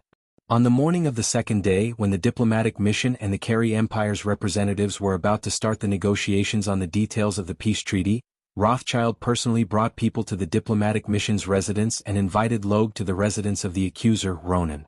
Although this invitation wasn't part of Rog's plan, he was still curious as to what Rothschild and Ronan were planning. After instructing Daisy and Pietro not to leave the diplomatic corps' residence, he brought the Northern Cool Blade and boarded Rothschild's luxurious flying vehicle, heading towards the residence of the accuser Ronan. Mr. Rog, would you like some Azure Stardust? This is one of the top products in the Empire. Only 50 bottles are produced in a year. If we use new star coins to measure, then each bottle of Azure Stardust costs more than 100 million new star coins. Moreover, it's priceless. Sitting across from Rog, Rothschild took out a bottle that emitted a faint blue glow from a small fridge and asked Rog, "Since you've said so, then I'll have some." Rog wasn't worried that there would be any problems with this bottle of Azure Stardust. Rothschild and Ronan weren't idiots. They wouldn't do anything to this place. Although Uncle has lost to you twice, he doesn't hate you. Instead, he calls you a rare opponent. Rothschild handed the wine glass to Rog as he spoke. His face didn't show any signs of hypocrisy. Just listen to these words. We've all dealt with each other before. There's no need for pleasantries. Receiving the wine glass from Rothschild, Rog took a sip. Although he wasn't a professional wine taster, the moment the Azure Star entered his mouth, Rog felt a magical sensation that he had never experienced before. It was slightly spicy when it entered his mouth, but this spiciness quickly disappeared. What followed was a strange feeling of all sorts of tastes being activated at the same time. When all sorts of sour, sweet, bitter, spicy and salty flavors gushed out at the same time, Rog's mind inexplicably imagined stars exploding. Azure Stardust filled the sky, forming a seemingly random scene that contained some sort of mysterious law. Was this thing really wine? Chapter 381. Rog had not been to many extraterrestrial planets. Even if he included Asgard and nothingness, he had only visited 5 or 6 extraterrestrial countries. However, he had drunk quite a lot of alien wine. Whether it was in Asgard, the barrels made from the wreckage of Brunhilde's fleet, the precious spirits that have been stored for thousands of years, or on nothingness, the strange spirits that are not even known where they are produced. He has drunk a lot of them. However, this wine called Azure Stardust is the first wine that inexplicably made him think of a scene. At this time he even suspected that what he drank was not wine, but some strange hallucinogen. The taste is really unique. After gathering chakra in his brain and dispelling the strange scene that emerged in his mind, Rog replied to Rothschild. You got rid of the hallucination of Azure Stardust so quickly. You are indeed the 4th Hokage. Seeing Rog almost instantly recover his sobriety, Rothschild said unexpectedly. Then he quickly found the ambiguity in his words. No, I mean you can recover your sobriety so quickly. Rothschild quickly explained, but he immediately found that his explanation seemed to make no sense at all. Azure Stardust brings some strange hallucinations, making people see the gorgeous scene of stars exploding and stardust flying. This is also the origin of the name Azure Stardust. This is the unique effect of this wine. The duration of the hallucination varies from person to person. The stronger the person, the shorter the duration of the hallucination. Because he was afraid that Rog would suspect that he did something to the wine, Rothschild quickly explained and drank the Azure Stardust in his glass. Then, his eyes blurred and he leaned back in his chair as if he lost his mind. Is there a need to be so nervous? I just said that the taste of the wine is good. After waiting patiently for 5 or 6 minutes, the absent-minded Rothschild returned to normal and looked at Rog apologetically. I'm really sorry. I didn't inform you of the Azure Stardust characteristics in advance and caused you to misunderstand. I'm very sorry. Rog frowned slightly as he looked at Rothfeld, who was exuding fear from head to toe. I remember that I didn't mistreat him much on Sokka Planet. How did he become like this? Am I really that frightening? Rothschild noticed the change in Rog's expression. However, Rog's suspicions were replaced by, he's considering how to punish me. This made Rothschild, who was already scared, even more nervous. Looking at Rothschild, who was getting more and more nervous and scared, Rog sighed and said helplessly, "It's fine, you don't have to take it to heart." The Rothschild who appeared in front of the diplomatic mission yesterday was so confident, steady, and courteous. However, the current Rothschild gave people the impression that he was timid, weak, and trembling in fear. But I'm guessing that the new Star Corps Supreme's mission to you should be to protect the safety of the diplomatic mission. He also wants to use your existence to add some pressure to the opposition. Am I right? Luo Nan spoke again after a few dozen seconds of silence. You're right. First of all, I'm a person who can be bribed easily. For example, my resistance to honey traps is particularly weak. As for the rest, you're right. My mission this time is just to be a bodyguard. Whether or not the peace agreement can be successfully signed has nothing to do with me. Even if Rog didn't say it, Luo Nan could easily guess the contents of the mission. Although Luo Nan wasn't some sort of strategist, he still had basic political intuition. Honey traps? If you really like these, I can help you arrange them. Luo Nan said this, but he didn't feel that Rog was the type of person who would be tempted by beauty. It was absolutely impossible for a powerful person who obtained great strength through bitter training to be tempted by so-called beauty. Luo Nan was a typical person who obtained strength through bitter training. He wouldn't be tempted by so-called beauty. So in his opinion, Rog, who was a human from Earth, would be the same as him. He would absolutely not be tempted by beauty. Chapter 382. It had to be said that Luo Nan was taking things for granted. For him, women would hinder him from becoming strong. But for Rog, this was not necessarily the case. Sometimes, women could become the main reason why men become strong. Roger remembered that there was such a classic line in a movie he had watched before. All men who achieve great things do it for women. Men who give up on love do not do anything well. Although this sentence was a bit too absolute, Rog felt that it made a bit of sense. Of course, the current him couldn't openly say to Luo Nan, "Then arrange a few beautiful carry girls for me." This wasn't in line with the image of an expert he'd always had. That's not urgent. We can talk about it later. Rog temporarily declined Luo Nan's good intentions of arranging a honey trap for him. Since you've already told me the contents of the mission, then I might as well tell you a secret. Luo Nan looked at Rog with a serious expression and then said slowly, "This time, the peace agreement will absolutely not be signed." Really? You're that sure? From yesterday's welcoming party, the Carey Empire did not support the peace agreement 100%, but at least they did enough to maintain their image.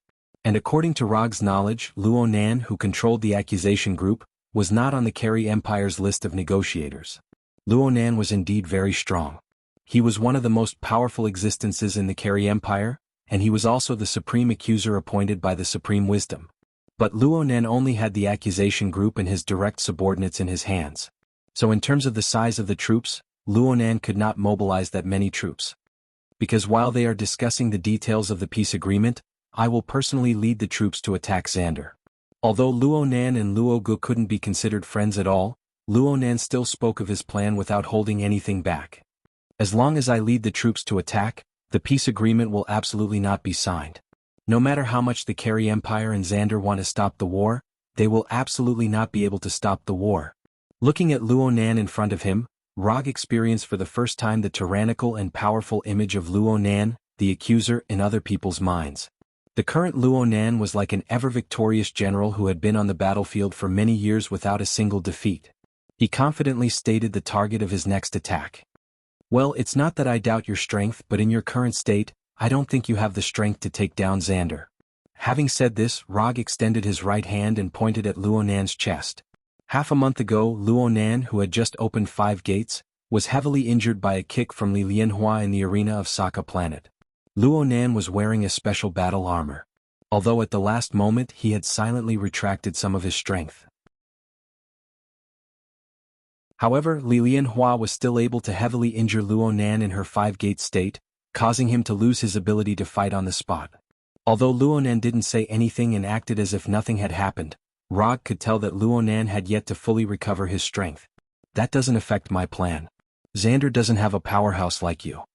Even if I haven't fully recovered from my injuries, there aren't many people in the New Star Legion who can stop me." Luo Nan was still very confident in his own strength. And after fighting with the New Star Legion for so many years, He knew roughly what stage the New Star Legion's strength was at. As long as he was careful and didn't get besieged by many Centurions at the same time, he wouldn't be afraid of anyone in the New Star Legion even in his injured state. I don't know what kind of strength the powerhouses in the New Star Legion have, but aren't you afraid that I'll accept Nova Supreme's request and personally go to the battlefield to deal with you? Rog continued to ask. At this point he basically understood why Luo Nan wanted to see him. Luo Nan didn't want the Carey Empire to sign a peace agreement with Xander, so he planned to take drastic measures to directly destroy the foundation of the peace agreement. If Rog hadn't accepted Nova Supreme's request, Luo Nan might have already led the fleet to the nearby universe of Xander. However, after discovering that Rog's name had appeared in the list of members of the diplomatic mission, Luo Nan planned to postpone his plan for a little while. First, he wanted to ensure that Rog wouldn't side with Xander, then lead the fleet to attack Xander. So, there was the bribe of 3 times the reward just now. You won't accept Nova Supreme's request for a second time. Although I still don't know why you accepted that woman's request, there's one thing I'm sure of.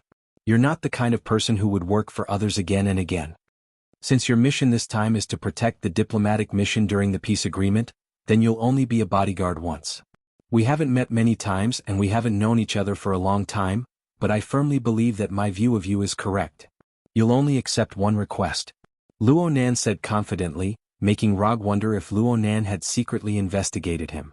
Luo Nan was right, even if the Carey Empire and Xander really went to war, he wouldn't accept another request from Nova Supreme. Apart from those who had gained his approval, everyone else only had one chance to entrust him with them. For the sake of ninja coins he can work for others. Ninja's job is to work hard. But he wouldn't work for others again and again for ninja coins, unless the client was someone he recognized. I've really underestimated you. I originally thought that someone like you wouldn't have such a meticulous mind. I didn't expect that a rough guy like you would be as thoughtful as those who play politics. Rog said with a smile. This time Luo Nan did give him some unexpected surprises. Seeing that you're so sincere, I'll give you a definite answer. That's right, after this mission I'll leave Xander, so you don't need to worry about meeting me on the battlefield. However, according to my rules, a request can only be considered officially ended after I receive the reward. I don't want to know why you're fighting and I don't care about the war between you. But if you kill my employer before I receive the reward, then I'll pay you back. Then if I don't receive the reward I'll definitely kill you. Luo Nan confessed his plan, and Rog certainly didn't mind giving him a warm reminder. He didn't care whether he could receive the reward from Nova Supreme or not. But if Luo Nan's attack caused him to not receive the 200 ninja coins reward from the system, then even if Thanos was protecting Luo Nan he would definitely kill him. If you dare to block my path to wealth, then I dare to destroy your path to life. Chapter 383. In the small living room of the Diplomatic Corps Hall. We'll probably be able to leave in a few days. If you want to sneak out for a stroll I can take you out. Rog sat on the sofa in the living room and spoke to Pietro and Daisy, who had nothing to do in front of him. After having a showdown with Luo Nan, he left Luo Nan's mansion and returned to the Diplomatic Corps Hall. Luo Nan didn't need to worry about encountering Rog during the attack on Xander. Rog also didn't need to worry about Luo Nan attacking the Diplomatic Corps during the signing of the peace agreement. Although they didn't reach any agreement on the surface, they both got the results they wanted, the results that satisfied them. As the host, Luo Nan gave Rog a limitless payment card from the First Bank of the Carey Empire when he left the mansion. This limitless payment card was similar to the credit cards on Earth. It was a method of paying first and paying later.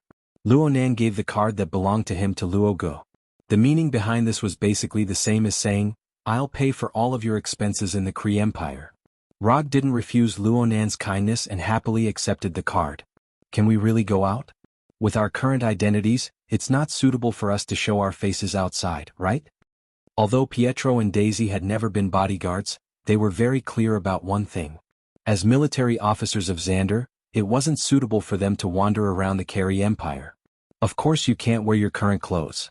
But as long as you can disguise yourselves a little and pretend to be tourists wandering around the city, it won't be a problem.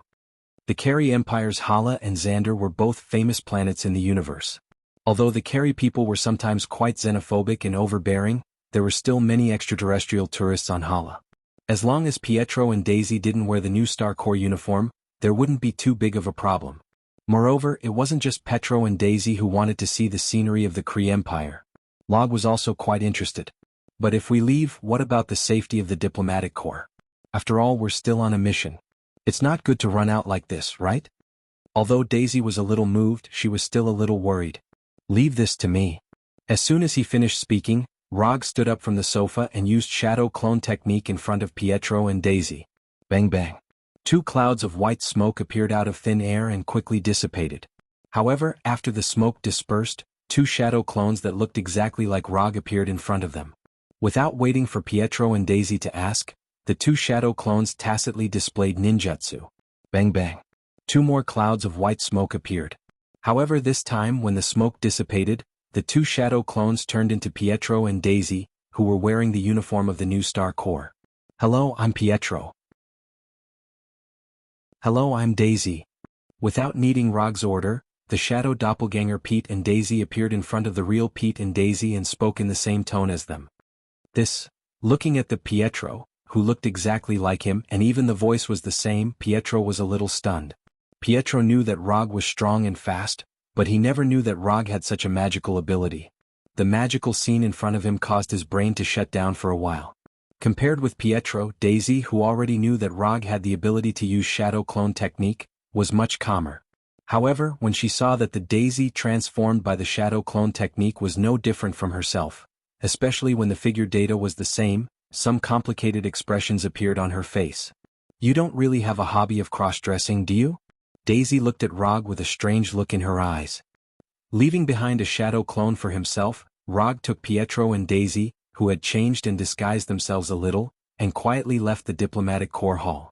Rog originally planned to take Blackie with him, but after considering Blackie's eye-catching appearance in human form, he decisively gave up the idea. On Xander, Blackie's humanoid form was already eye-catching enough. However, Xander was a relatively tolerant planet, so even if Blackie was a little different, it wouldn't be too big of a problem. However, on Hala, the mother planet of the Carey Empire, Blackie's unique appearance would without a doubt attract the attention of the guards. The Carey Empire was an empire where the people were generally racist. Here, as long as one was not a pure Carey with blue skin, one would more or less encounter some unfair treatment. The difference in skin color was enough to cause unfair treatment. If it was a difference in appearance, it would not be unfair treatment, but more direct discrimination and exclusion. In order to make this trip to the Carey Empire easier, Rog and the other 2 planned to disguise their skin color as blue, but they soon found a blind spot. Even if they disguised their skin color as blue, they did not know the Carey language and would expose their identity as soon as they spoke. In the end, they did not even think about disguising their appearance. They just changed into Carey Empire-style clothes and quietly left the diplomatic mission hall. Of course, before they left the hall, they changed the translation device they were wearing back to the version made by the Carey Empire, and put on a pair of spectacles as well. In the city, in a small bar of the Carey Empire. After leaving the hall, Rog and the other 2 strolled outside for a while, then came to this ordinary bar of the Carey Empire. If one wanted to understand the characteristics of a civilization, a place where people from all walks of life gathered like a bar was a good starting point. It was like learning a new language. Swearing was often the easiest to learn. It seems that the bars here are not too different from the ones on Earth, just that the taste of the alcohol is a little strange, and the image of the guest is a little different. Pietro took a sip of the light green beer in his hand and turned to Rog. No matter what kind of civilization it is, the function of a bar or similar place is the same. But did you notice that the bar here has a higher degree of freedom? While speaking, Rog pointed at the 2 Kree who were fighting not far away and said casually. If it was on Earth, the moment the guests started fighting, the security in the bar would rush over to stop both sides. But here, the 2 Kree who were either drunk or had a grudge against each other fought for more than 10 minutes, and still no staff came to stop them. Just when Pietro was about to bet with Rog on which Kree would win in the end, one of the Kree suddenly picked up a beer bottle and broke it with a bang. Then he aimed the crack of the bottle at the neck of the Kree under him and forcefully stabbed it. The result was no surprise. The crack of the bottle stabbed into the neck of the Kree, and green blood burst out. Although the Kree who was pressed on the ground struggled with all his might, it did not take long for him to die from excessive blood loss. Now, do you still think this is the same as the bars on Earth? Chapter 384. On Xander, people who got into a fight would be sent to prison for serious crimes. On Hala, the home planet of the Carey Empire, people would not be punished even if they killed someone in public in a bar.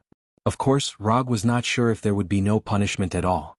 However, judging from the winner's attitude and the cheers of the audience, there was a high chance that he would not be punished. When the Cree with a wound on his face raised his right fist proudly, several Crees surrounded him and invited him to their table for a drink. As for the loser who had died from excessive blood loss, he was carried out by the bar staff like garbage. The green blood on the floor was also cleaned up immediately. Will this really not be a problem? The one who died was a Cree, one of their kind? Pietro had a look of disbelief on his face. There shouldn't be a problem. The rule here is that as long as you don't use a gun, you can fight however you want. As for the consequences of losing, they already knew before the battle started. Roger took a sip of the beer that tasted like apple juice and said faintly, "How did you know?" Pietro asked. He remembered that Rog had said that this was his first time on Hala, so how did he know about this rule? "When you tried to strike up a conversation with that Carey girl and ran back in fear, I asked the bartender here." "You?" When Rog pointed out his embarrassing incident, Pietro's expression became a little awkward. "Don't worry, I won't tell Walter. There's nothing wrong with going out to have fun and having a romantic encounter. We're all men. I understand." Rog continued, trying to ease Pietro's embarrassment. However, he did not expect Pietro's expression to become even worse after hearing what he said. "Sigh, young people nowadays can't be so thin-skinned." Rog sighed, a little angry at Pietro's failure to fight back. Thinking back, before he had transmigrated, he had been an ordinary person and had been called the little white dragon of the waves.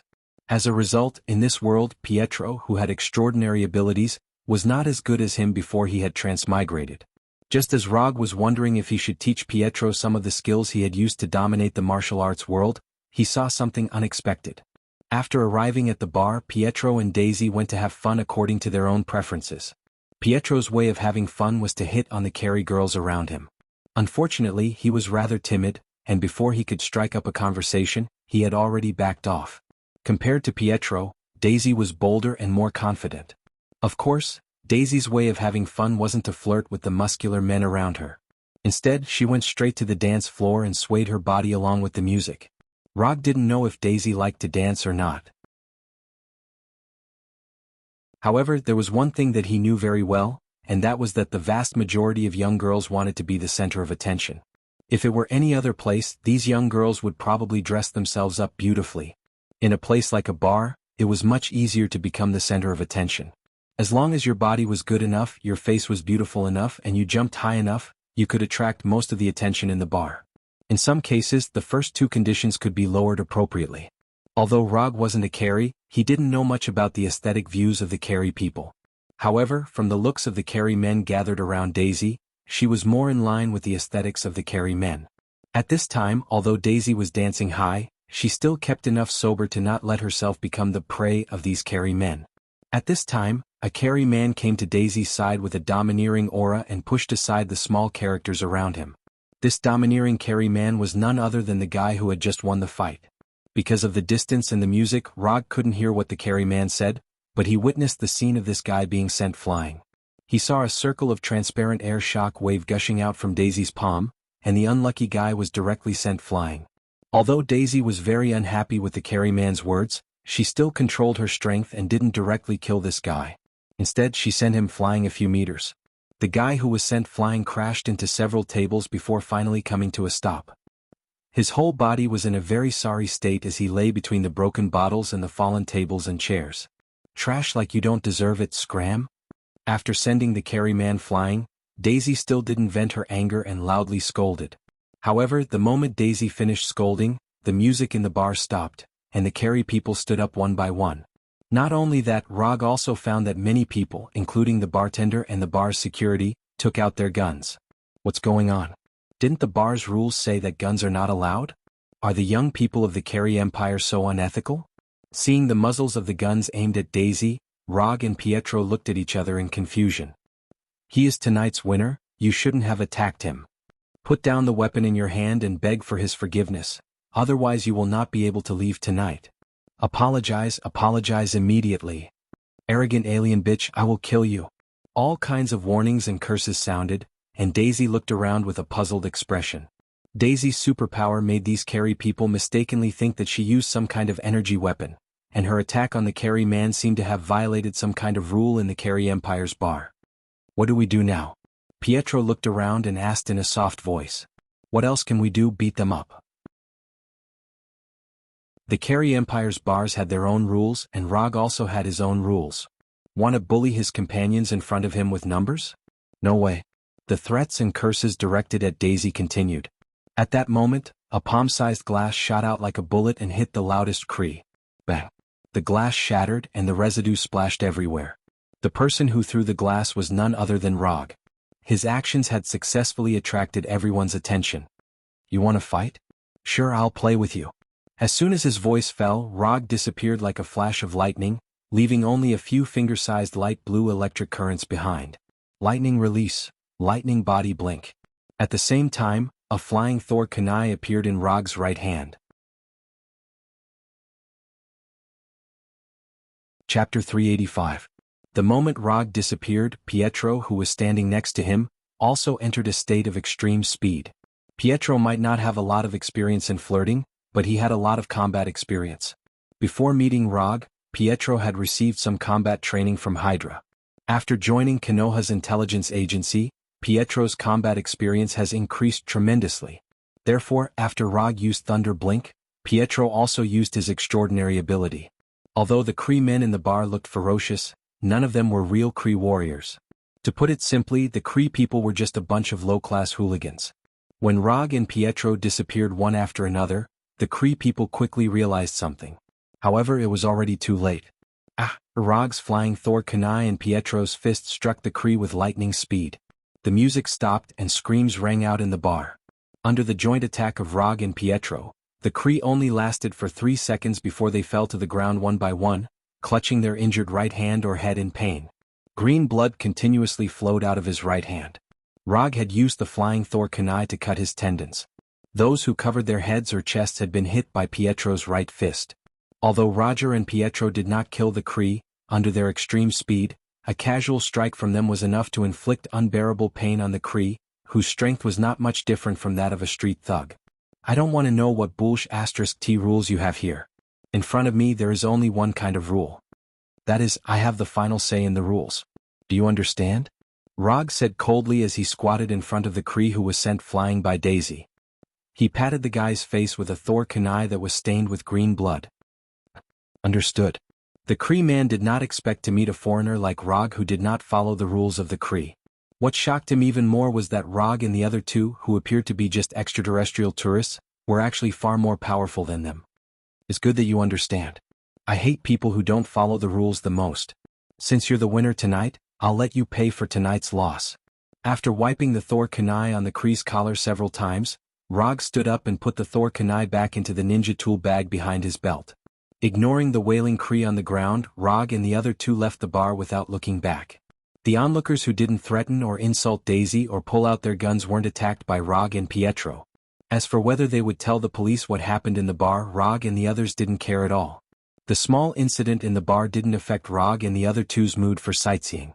Under the enthusiastic introduction of a Kree taxi driver, they arrived at the bustling business district of the city. Like real extraterrestrial tourists, they began to shop delightfully. Daisy mainly bought expensive jewelry and clothes in the style of the Kree Empire. Roger and Pietro, on the other hand, bought some technological products. They included anti-gravity flying boots, flying backpacks, household energy security barriers, smart home robots, and game consoles produced by the Kree Empire. From these commonly used technological products, it was obvious that there was a huge gap between Earth's technology and Kree's technology. Of course, in addition to these small technological products, Rog also bought flying motorcycles, flying cars, small household spaceships, and so on from the luxury aircraft sales center here. Although the price of these vehicles had a lot of zeros, they were all paid for by Luonan anyway, so Rog didn't need to save money for the Supreme Controller. In order to take away these large and small goods, Rog even showed a little of his hand in front of the Kree people, letting them see what a psychic scroll was.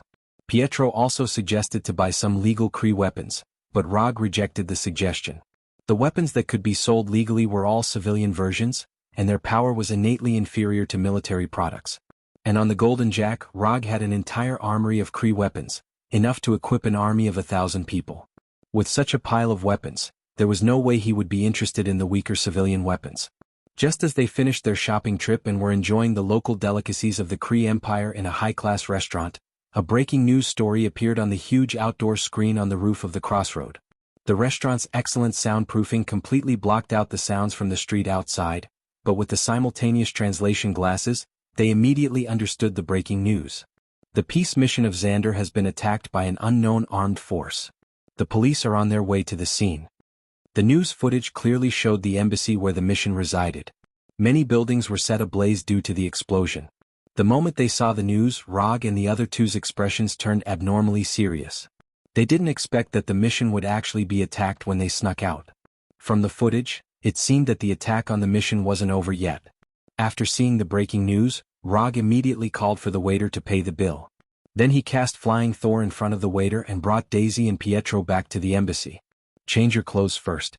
I'll go out and see what's going on." As soon as he finished speaking, Rog deactivated the transformation spell and turned back into the military officer wearing the new Star Corp uniform. He also changed the translation device he brought with him to the new Star Corp version.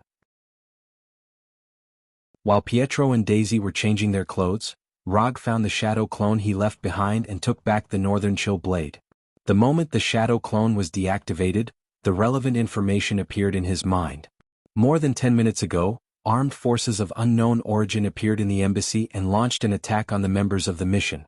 Although the incident happened suddenly, the military officers and guards immediately organized a counterattack and stopped the attackers from attacking the members of the mission. The members of the mission who didn't have any combat power were arranged to stay in the innermost safe area of the embassy. Until now, there had been no news of casualties among the members of the mission. This definitely wasn't Ronan's doing. He didn't have the guts to do so. Was it the other rebels, or was it a terrorist organization within the Kree Empire? Rog began to think quickly.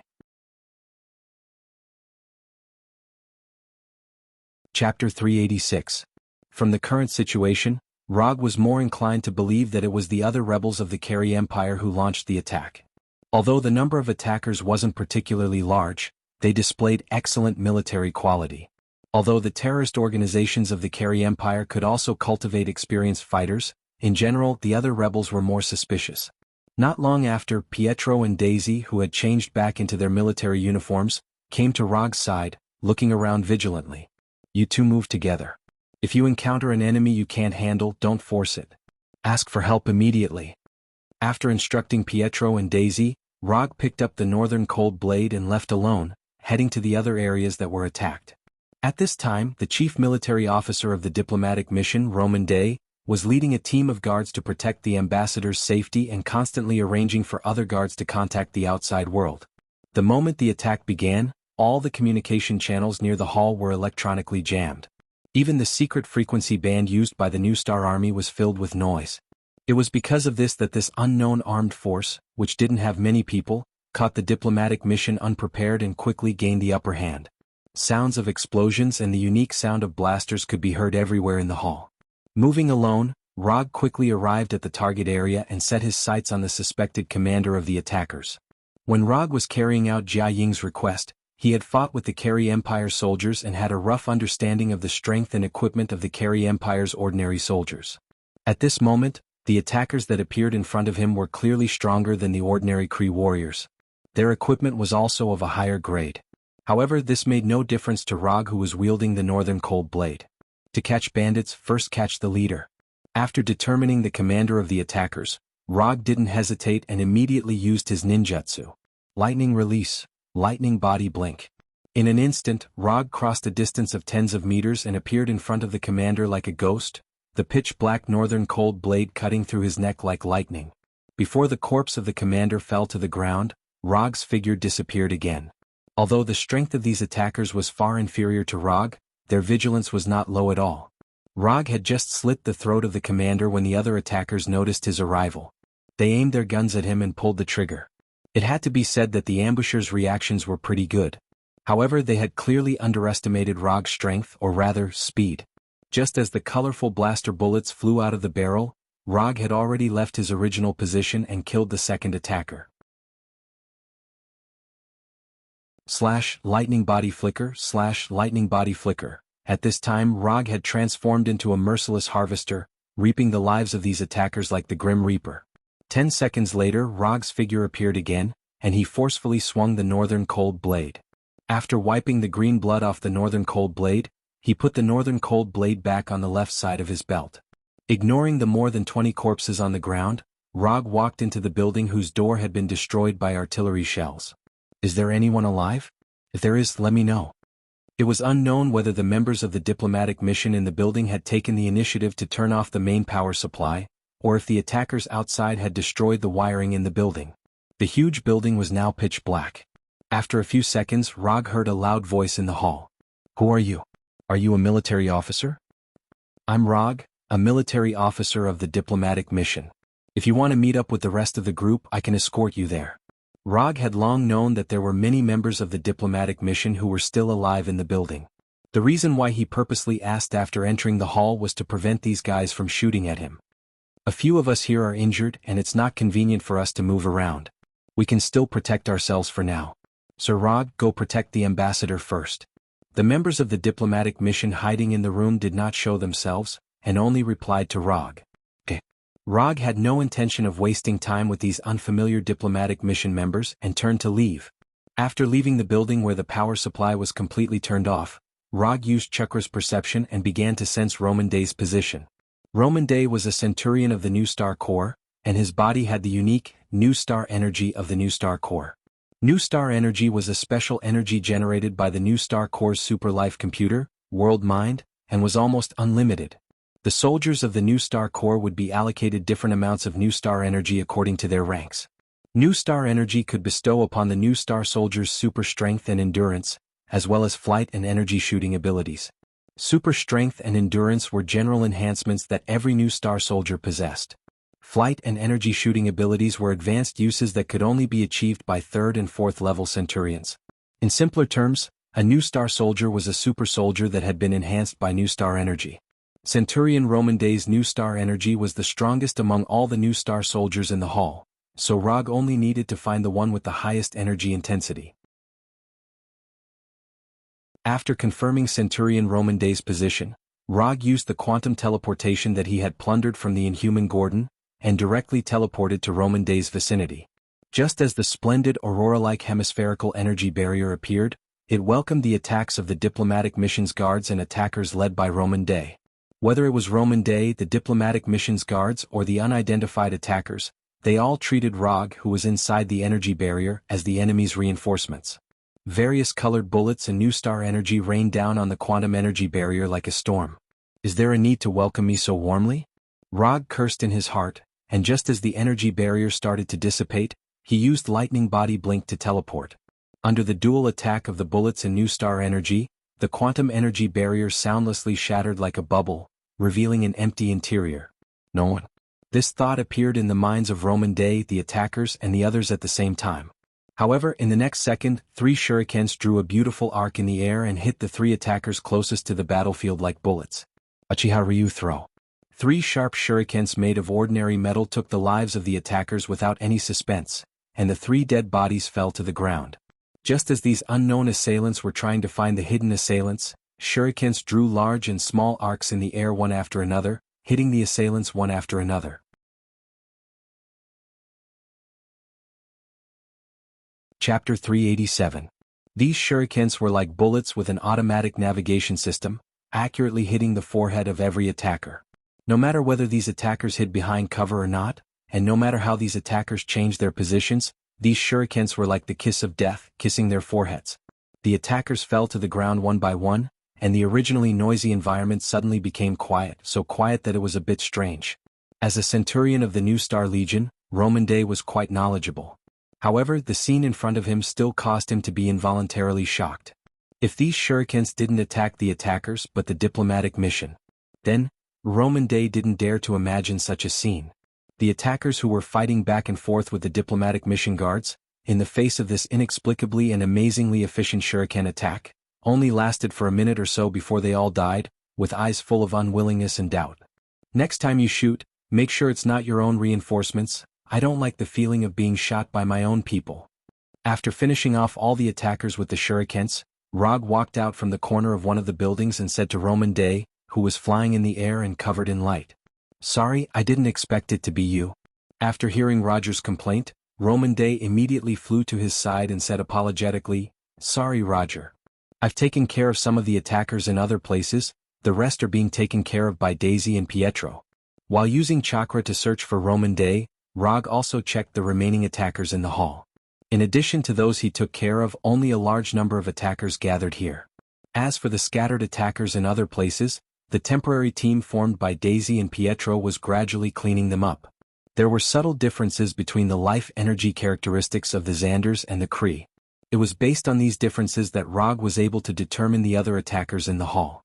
There were some other Kree service staff in the hall, but on the first day of moving in, these Kree service staff were dismissed by the diplomatic mission. Therefore, during such a sensitive period, there was only one type of Kree who would appear in the hall, and that was an attacker. 10 minutes later, the remaining attackers in the hall were taken care of by Daisy and Pietro. Not long after the assailants were all killed, the Carey Empire's guards finally arrived, fully armed as they rushed into the hall. Rog had no intention of participating in the aftermath of the incident. He left it to the diplomatic mission to deal with. However, before returning to his room, he asked Roman Day about the current casualties of the diplomatic mission. Although the attackers were aggressive, no one from the diplomatic mission died, not even a single one of them was seriously injured. This result seemed quite abnormal, but with the personnel of the diplomatic mission, it was not something inconceivable. Among the 200-plus people in the diplomatic mission, there were more than 150 guards. When the attack had just occurred, the guards led by Roman Day had protected most of the administrative staff who had no fighting power. Therefore, from the very beginning, these attackers had lost the opportunity to inflict serious damage on the diplomatic mission. Furthermore, the guards that the assailants faced were not ordinary guards, but veterans that had been carefully selected from the New Star Corps. Although the ranks of these guards were not very high, each of them had exquisite combat skills and rich battle experience. This was one of the reasons why the guards were able to organize an effective resistance in the first place. The next morning, Roman Day, who had been busy all night, sent someone to invite Rog to a small reception room in the hall. The statistics of last night's attack are out. 12 of the administrative staff were injured and 37 of the guards were injured.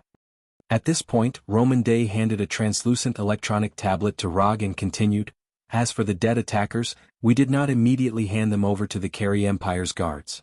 According to our preliminary investigation, these attackers all have military service experience, and it's very likely that they're active service personnel. We have also investigated the equipment they used. There were no similar models found in any of the Carey battlefields. We have tested the performance of these weapons and equipment. They all meet military standards, and their performance is even better than the Carey Empire's current equipment." Roger quickly browsed through the statistics of the attacker's equipment on the tablet. He then casually placed the tablet on the table beside him. "You know better than me what these conclusions mean. What did Xander say? Do we continue to discuss the details or return immediately?" Although they were on the Carey Empire's mother planet, Hala, the communicators in the diplomatic mission were enough to send the news back to Xander immediately. Of course, the precondition for sending the news back was that there was no high-frequency electronic interference like last night. What the autarch means is to continue the discussion and use this as a bargaining chip to obtain more benefits. Not leaving Hala immediately, Rog had to admit that the autarch Nova's decision was a little out of his expectations. According to his previous judgment, the autarch Nova should not have wanted to see the peace treaty signed. But now, the autarch Nova's decision was the complete opposite of his previous judgment. If the autarch Nova did not want to sign the peace treaty, the attack last night could be used as a reasonable excuse to give up on signing the peace treaty. Even if the people of Xander and the other factions were dissatisfied, they could not raise any effective objections. But the autarch Nova did not do so. Instead, he instructed the diplomatic mission to continue the discussion and obtain more benefits. Did he really want to sign the peace treaty? Then let's continue the discussion. After all, this is something for you big shots to deal with. As long as you haven't returned to Xander, my mission is not over." After bidding farewell to Roman Day, Rog returned to his room. The moment he opened the door, he saw the communicator on the table. It was a communicator that did not exist before he left the room. "The incident last night was not done by my people. I know who arranged it, but I can't tell you their names." Rog had just turned on the communicator when Ronan's big blue face appeared on the screen. He spoke with a serious face. You had someone put a communicator in my room just to tell me this? Rog knew that the attackers last night were not Ronan's people. Unless Ronan was crazy, he would never do something like this.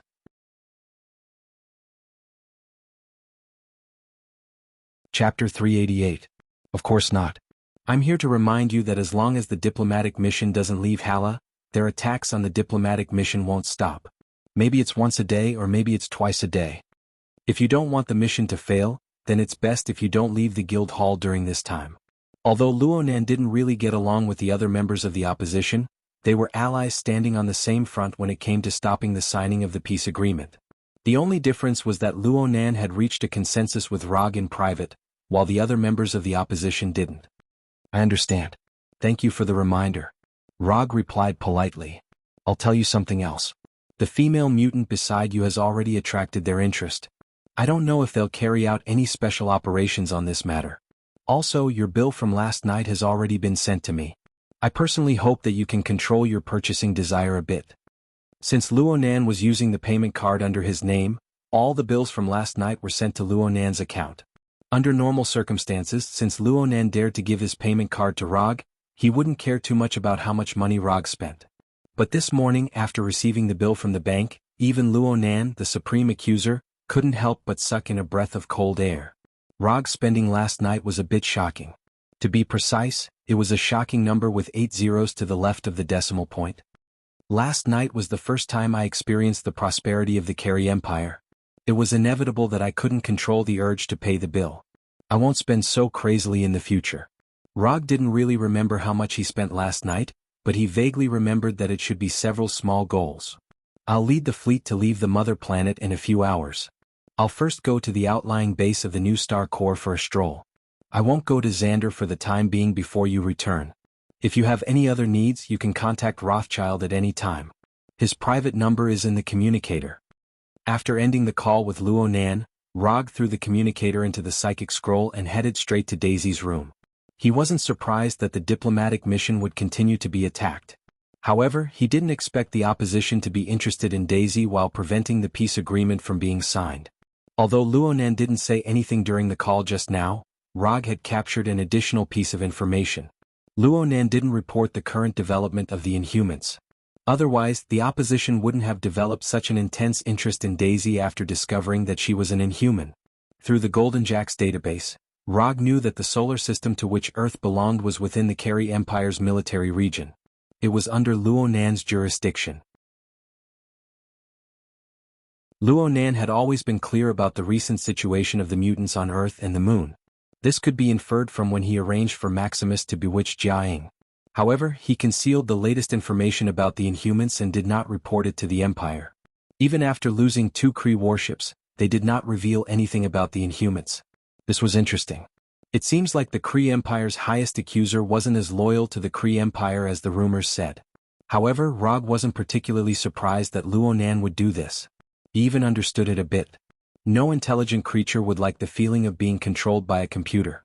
No matter how intelligent and advanced the computer was, it was impossible for this innate biological instinct to reject it to disappear. Speaking of which, it was unknown whether it was a coincidence or an inevitable result after technology had developed to a certain degree. The Kree Empire and Xander, these 2 technologically advanced countries, were both ruled by the artificial intelligence they created. The controller of the Kree Empire was a life computer created by the Kree, Supreme Intelligence. The controller of Xander was a super life computer created by Xander, the World Mind. Whether it was the Supreme Intelligence or the World Mind, they both recorded the history and civilization of their respective countries. The only difference was that the Supreme Intelligence's control was in the open. It was known to ordinary people. The control of the World Mind was a lot more hidden. Xander had the so-called New Star Supreme who controlled the highest authority of the New Star Army. However, the New Star Army's greatest trump card, New Star Energy, was generated and controlled by the World Mind. Once the World Mind revoked the authority of all New Star soldiers to use the New Star Army's energy, the famous New Star Army would fall into a mediocre state without any suspense. One was to rule the Empire openly, while the other was to control the strongest armed forces in the dark, hiding himself behind the scenes. Although the methods were somewhat different, the results were similar. That was absolute control that was unparalleled and could not be challenged by anyone. He did not know if this phenomenon would occur when Earth's technology developed to a certain limit. While his thoughts were in a mess, Rog came to the door of Daisy's room and gently knocked on the door. "Come in." After receiving Daisy's reply, Rog pushed open the door that did not have much defensive power and walked straight in. At this time, Daisy was still wearing the second-class military officer's uniform, but her hands were playing with a few gemstone jewelry that she had just bought last night. Because she had bought a lot of jewelry, Daisy only kept a few that she was interested in at the moment. As for the rest, they were all placed in Rog's psychic scroll. Not only Daisy, but even the technological products that Pietro had bought were also in Rog's psychic scroll. "What's wrong?" Daisy put down the jewelry in her hands and asked curiously. "Last night's battle has caused the person behind the attackers to target you. They know that you are an inhuman. Next, they may have some special operations against you. During this time you need to pay attention to yourself. Do not leave the guild hall alone. If there are more attacks you must team up with Pietro. Do not act alone." Daisy's strength was not bad, and she did not lack operational experience. But she was still in her early 20s. She was at an age where she was easily impulsive, so Rog had no choice but to come over and remind her. "Do you know who ordered the attackers?" Daisy continued to ask. "I only have a rough idea. In any case, you need to be careful for the next few days to avoid any accidents." After saying this, Rog did not stay in Daisy's room for too long. He immediately turned and left. Late at night, when most of the members of the diplomatic mission had already fallen asleep, the attack that Luonan had warned of occurred once again. Boom! A huge explosion rang out in the guild hall, waking everyone up with a start. Unlike last night, the guards of the diplomatic mission quickly organized a counterattack this time. They repelled all the attackers in a short time.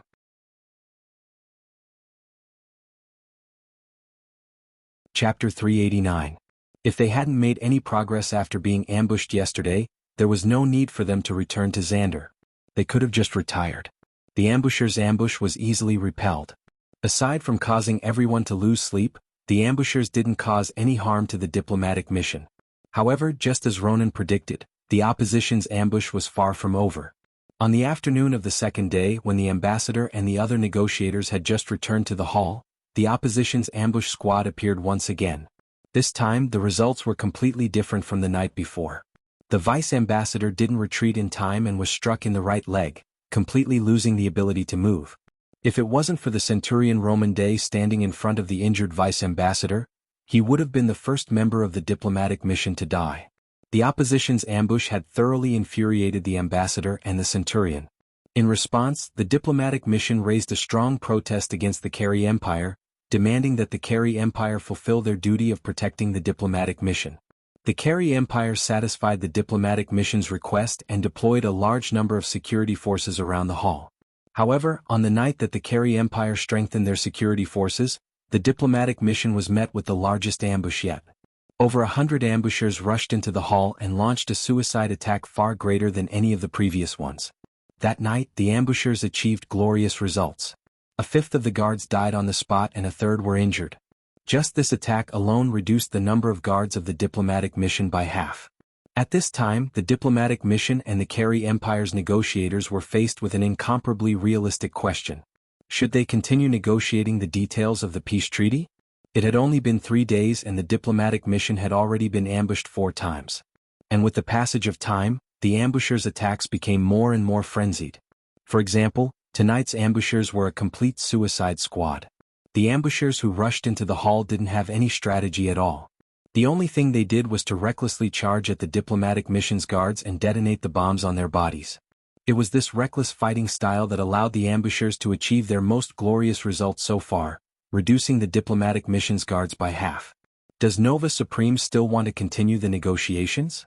At this rate, it would only take 2 or 3 more attacks at most for most of the diplomatic mission to die here. No, it might not even be 2 or 3 times. Just 1 is enough. As long as the ambushers are crazy enough, a powerful enough weapon of mass destruction will be enough to completely wipe out the diplomatic mission. Rog sat on a chair in the hall and asked the centurion Roman Day with a casual expression. Although the diplomatic mission's casualties were quite high tonight, he wasn't particularly worried about the commissions. This kind of suicide attack was something out of their control. Even if he summoned over 100 shadow clones, it was impossible to completely stop these crazy attackers. Furthermore, he didn't think the time requirement for the commission still existed. Protect the safety of the diplomatic mission during the signing of the peace agreement. This was the time limit stated by the system. Although the Carey Empire and Xander Star hadn't officially announced that they would sign a peace agreement, the current situation didn't seem like it was possible to sign a peace agreement. Of course, day from the diplomatic mission a failure. However, Rog still believed in his judgment. Currently, the casualties didn't reach the minimum requirement for Day's commission to fail. Nova Supreme hasn't replied yet. However, the Carey Empire's representative has already proposed to change the time of the negotiations. As the chief military officer of the diplomatic mission, Roman Day's expression was gloomy. Regardless of the circumstances under which the diplomatic mission's members were injured, the ultimate responsibility couldn't be bypassed as the chief military officer. He could already imagine what kind of impeachment and internal trial he would face when he returned to Xander. That would not be a very pleasant image. Nova Supreme hasn't replied. What about the ambassador? What's his decision? As the person in charge of the diplomatic mission, the ambassador had the right to decide on whether to continue the negotiations without Nova Supreme's explicit orders. That included the Carey Empire's proposal to change the time of the negotiations.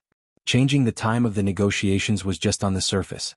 The real meaning of this proposal was that the peace treaty would probably not be signed this time. From the attacks of the opposition, it was obvious that they didn't care about the peacemakers. Otherwise, the opposition wouldn't have dared to attack the diplomatic mission one after the other. Apart from that, what was even more intriguing was the stance of the Supreme Wisdom during this time. Simply put, as the actual ruler of the Carey Empire, the Supreme Wisdom did nothing after the diplomatic mission arrived at Hala.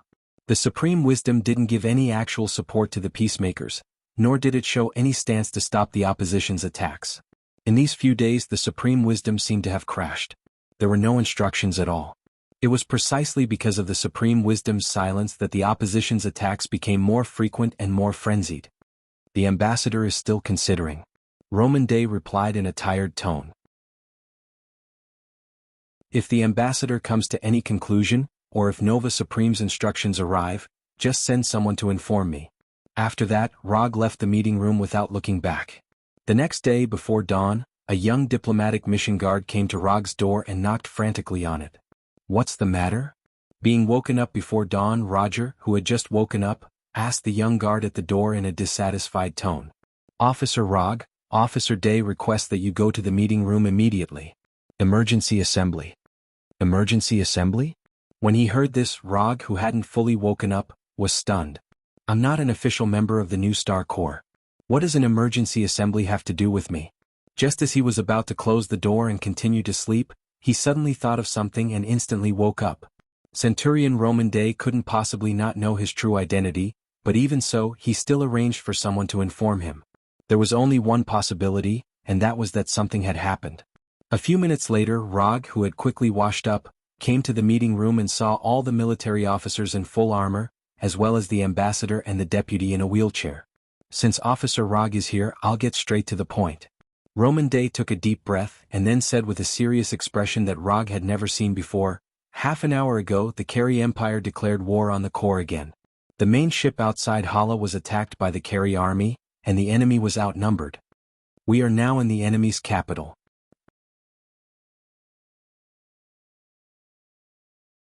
Chapter 390. During the war, they were trapped in the enemy's capital and lost all their support. It had to be said that this was downright bad news. When Roman Day said these words in a serious tone, most of the people in the reception room showed a dignified expression. The entire reception room suddenly became incomparably quiet. At this time, Rog, Pietro, and Daisy's expressions didn't change at all. The three people in the hall were different from the rest. Rog, what do you think about this? Romain Day, the centurion of the New Star Legion and the chief military officer of the diplomatic mission, swept his gaze across the hall and finally set it on Logue. I don't have any opinion. Didn't you already expect this situation before the mission? Now it's just a prediction turned into reality. It's not a big deal. Although Rog didn't know what the Carey Empire was planning, but from the fact that the hall hasn't been attacked yet, it seems like the Carey Empire didn't plan to annihilate them immediately. Since the Carey Empire didn't have the intention to annihilate them, then for Rog, it wasn't a particularly serious problem. Isn't it just the destruction of the main ship near planet Halley, There's no need to make a fuss. No opinion? Is this your answer as a first-class military officer? You are dereliction of duty. When Rog finished his answer before the chief military officer Roman Day said anything, a civil officer sitting near the ambassador suddenly stood up and raised his right hand to point at Rog and shouted loudly, "Dereliction of duty? Ah." Looking at this 30-years-old civil officer with a face full of arrogance, Rog laughed disdainfully. "You idiot, you don't really think I'm a member of your new Star Corps, right? The reason I'm here is because your new Star Supreme personally asked me to come here. Also, I don't like being pointed at by people." When Rog spoke, this young and arrogant civil officer saw his blood-red Sharingan and screamed in horror. Sharingan illusion. Rog gave this ignorant civil officer a small lesson, letting him taste the most terrifying illusion in his heart. Shrill screams suddenly sounded in the hall. Just when the other military officers couldn't help but want to stop Rog, Rog took the initiative to remove the illusion on the civil officer. "This time I'll only teach you a small lesson. If there's a next time, I'll break your hand." Although the illusion on the civil official had been dispelled, the terrifying illusion he had experienced was deeply imprinted in his mind, leaving an indelible mark in his heart.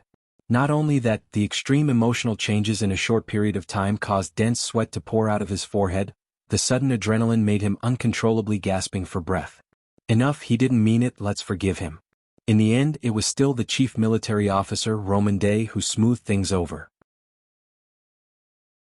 What we need to solve now is to return to Xandal Star. If any of you have any plans, why don't you tell us now, we can discuss them together. When the atmosphere in the reception room fell into a strange silence again, Roman Day spoke again. Under Roman Day's signal, many military officers and civil officers gave their own suggestions. Many of them used diplomatic channels and public pressure to force the Kree Empire to let the envoy leave, as well as to take the initiative to put down their weapons and seek reconciliation with the Kree Empire. The civil officers' suggestions were basically to use political means and channels to force the Kree Empire to let them leave. The military officers' suggestions were much more simple and crude. Gather all forces and force a way out of the encirclement. Or use the hall as a stronghold, defend the place and fight a defensive battle that would last for who knows how long. Rog didn't participate in any of the discussions. Instead, he watched as the civil and military officers quarreled fiercely. Whether it was the civil officer's suggestion, which was inclined to surrender, or the military officer's suggestion, which was similar to a life-and-death struggle, Rog didn't think highly of either. Because no matter which side proposed the plan, it would ultimately end in failure. Although Rog didn't know why the Kree Empire only surrounded the hall and didn't attack, one thing he was certain of was that the Kree Empire had no intention of letting the envoy leave. The reason for this situation was very likely because the pro-peace faction and the pro-war faction of the Kree Empire were still in a fierce confrontation. That was why the main ship was destroyed, but the envoy was left behind. Shut the F***ck up, all of you, sit down. Look at you guys now, do you still have any semblance of the new Star Corps soldiers? While the civil officers and military officers were quarreling over their own plans, Roman Day suddenly stood up, his body erupting with a dazzling light as he cursed loudly. Under Roman Day's angry rebuke, the civil and military officers immediately shut their mouths and returned to their seats. "Rog, you know you must have a way to let the envoy safely return to Xandal, otherwise you wouldn't have brought your companions here. Since it's already come to this, there's no need to hide it from everyone. Tell me, what do you plan to do?" Roman Day, who had just been scolding the civil and military officers, now asked Rog in an incomparably calm tone, as if he wasn't the one who was scolding them. "No wonder you're the only one who can become a centurion among so many people here. Just based on your observation skills alone, you're fully qualified to be a centurion." Rog didn't tell anyone about his plan, not even Pietro and Daisy knew he had a backup plan from the start. However, Roman Day had accurately grasped this from the fact that he brought Daisy and Pietro along.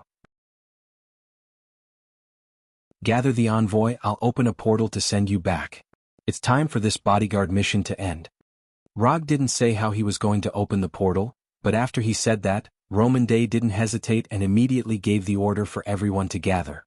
When all the members of the diplomatic mission, including the injured guards and the corpses of the guards who had died in battle, were gathered in the huge reception hall, Logue cast the teleportation portal spell. A portal 3 meters in diameter appeared out of thin air in the reception hall, shining with golden sparks. Through this circular portal, one could clearly see the new Star Corps headquarters hall on the opposite side. "Don't just stand there, hurry up."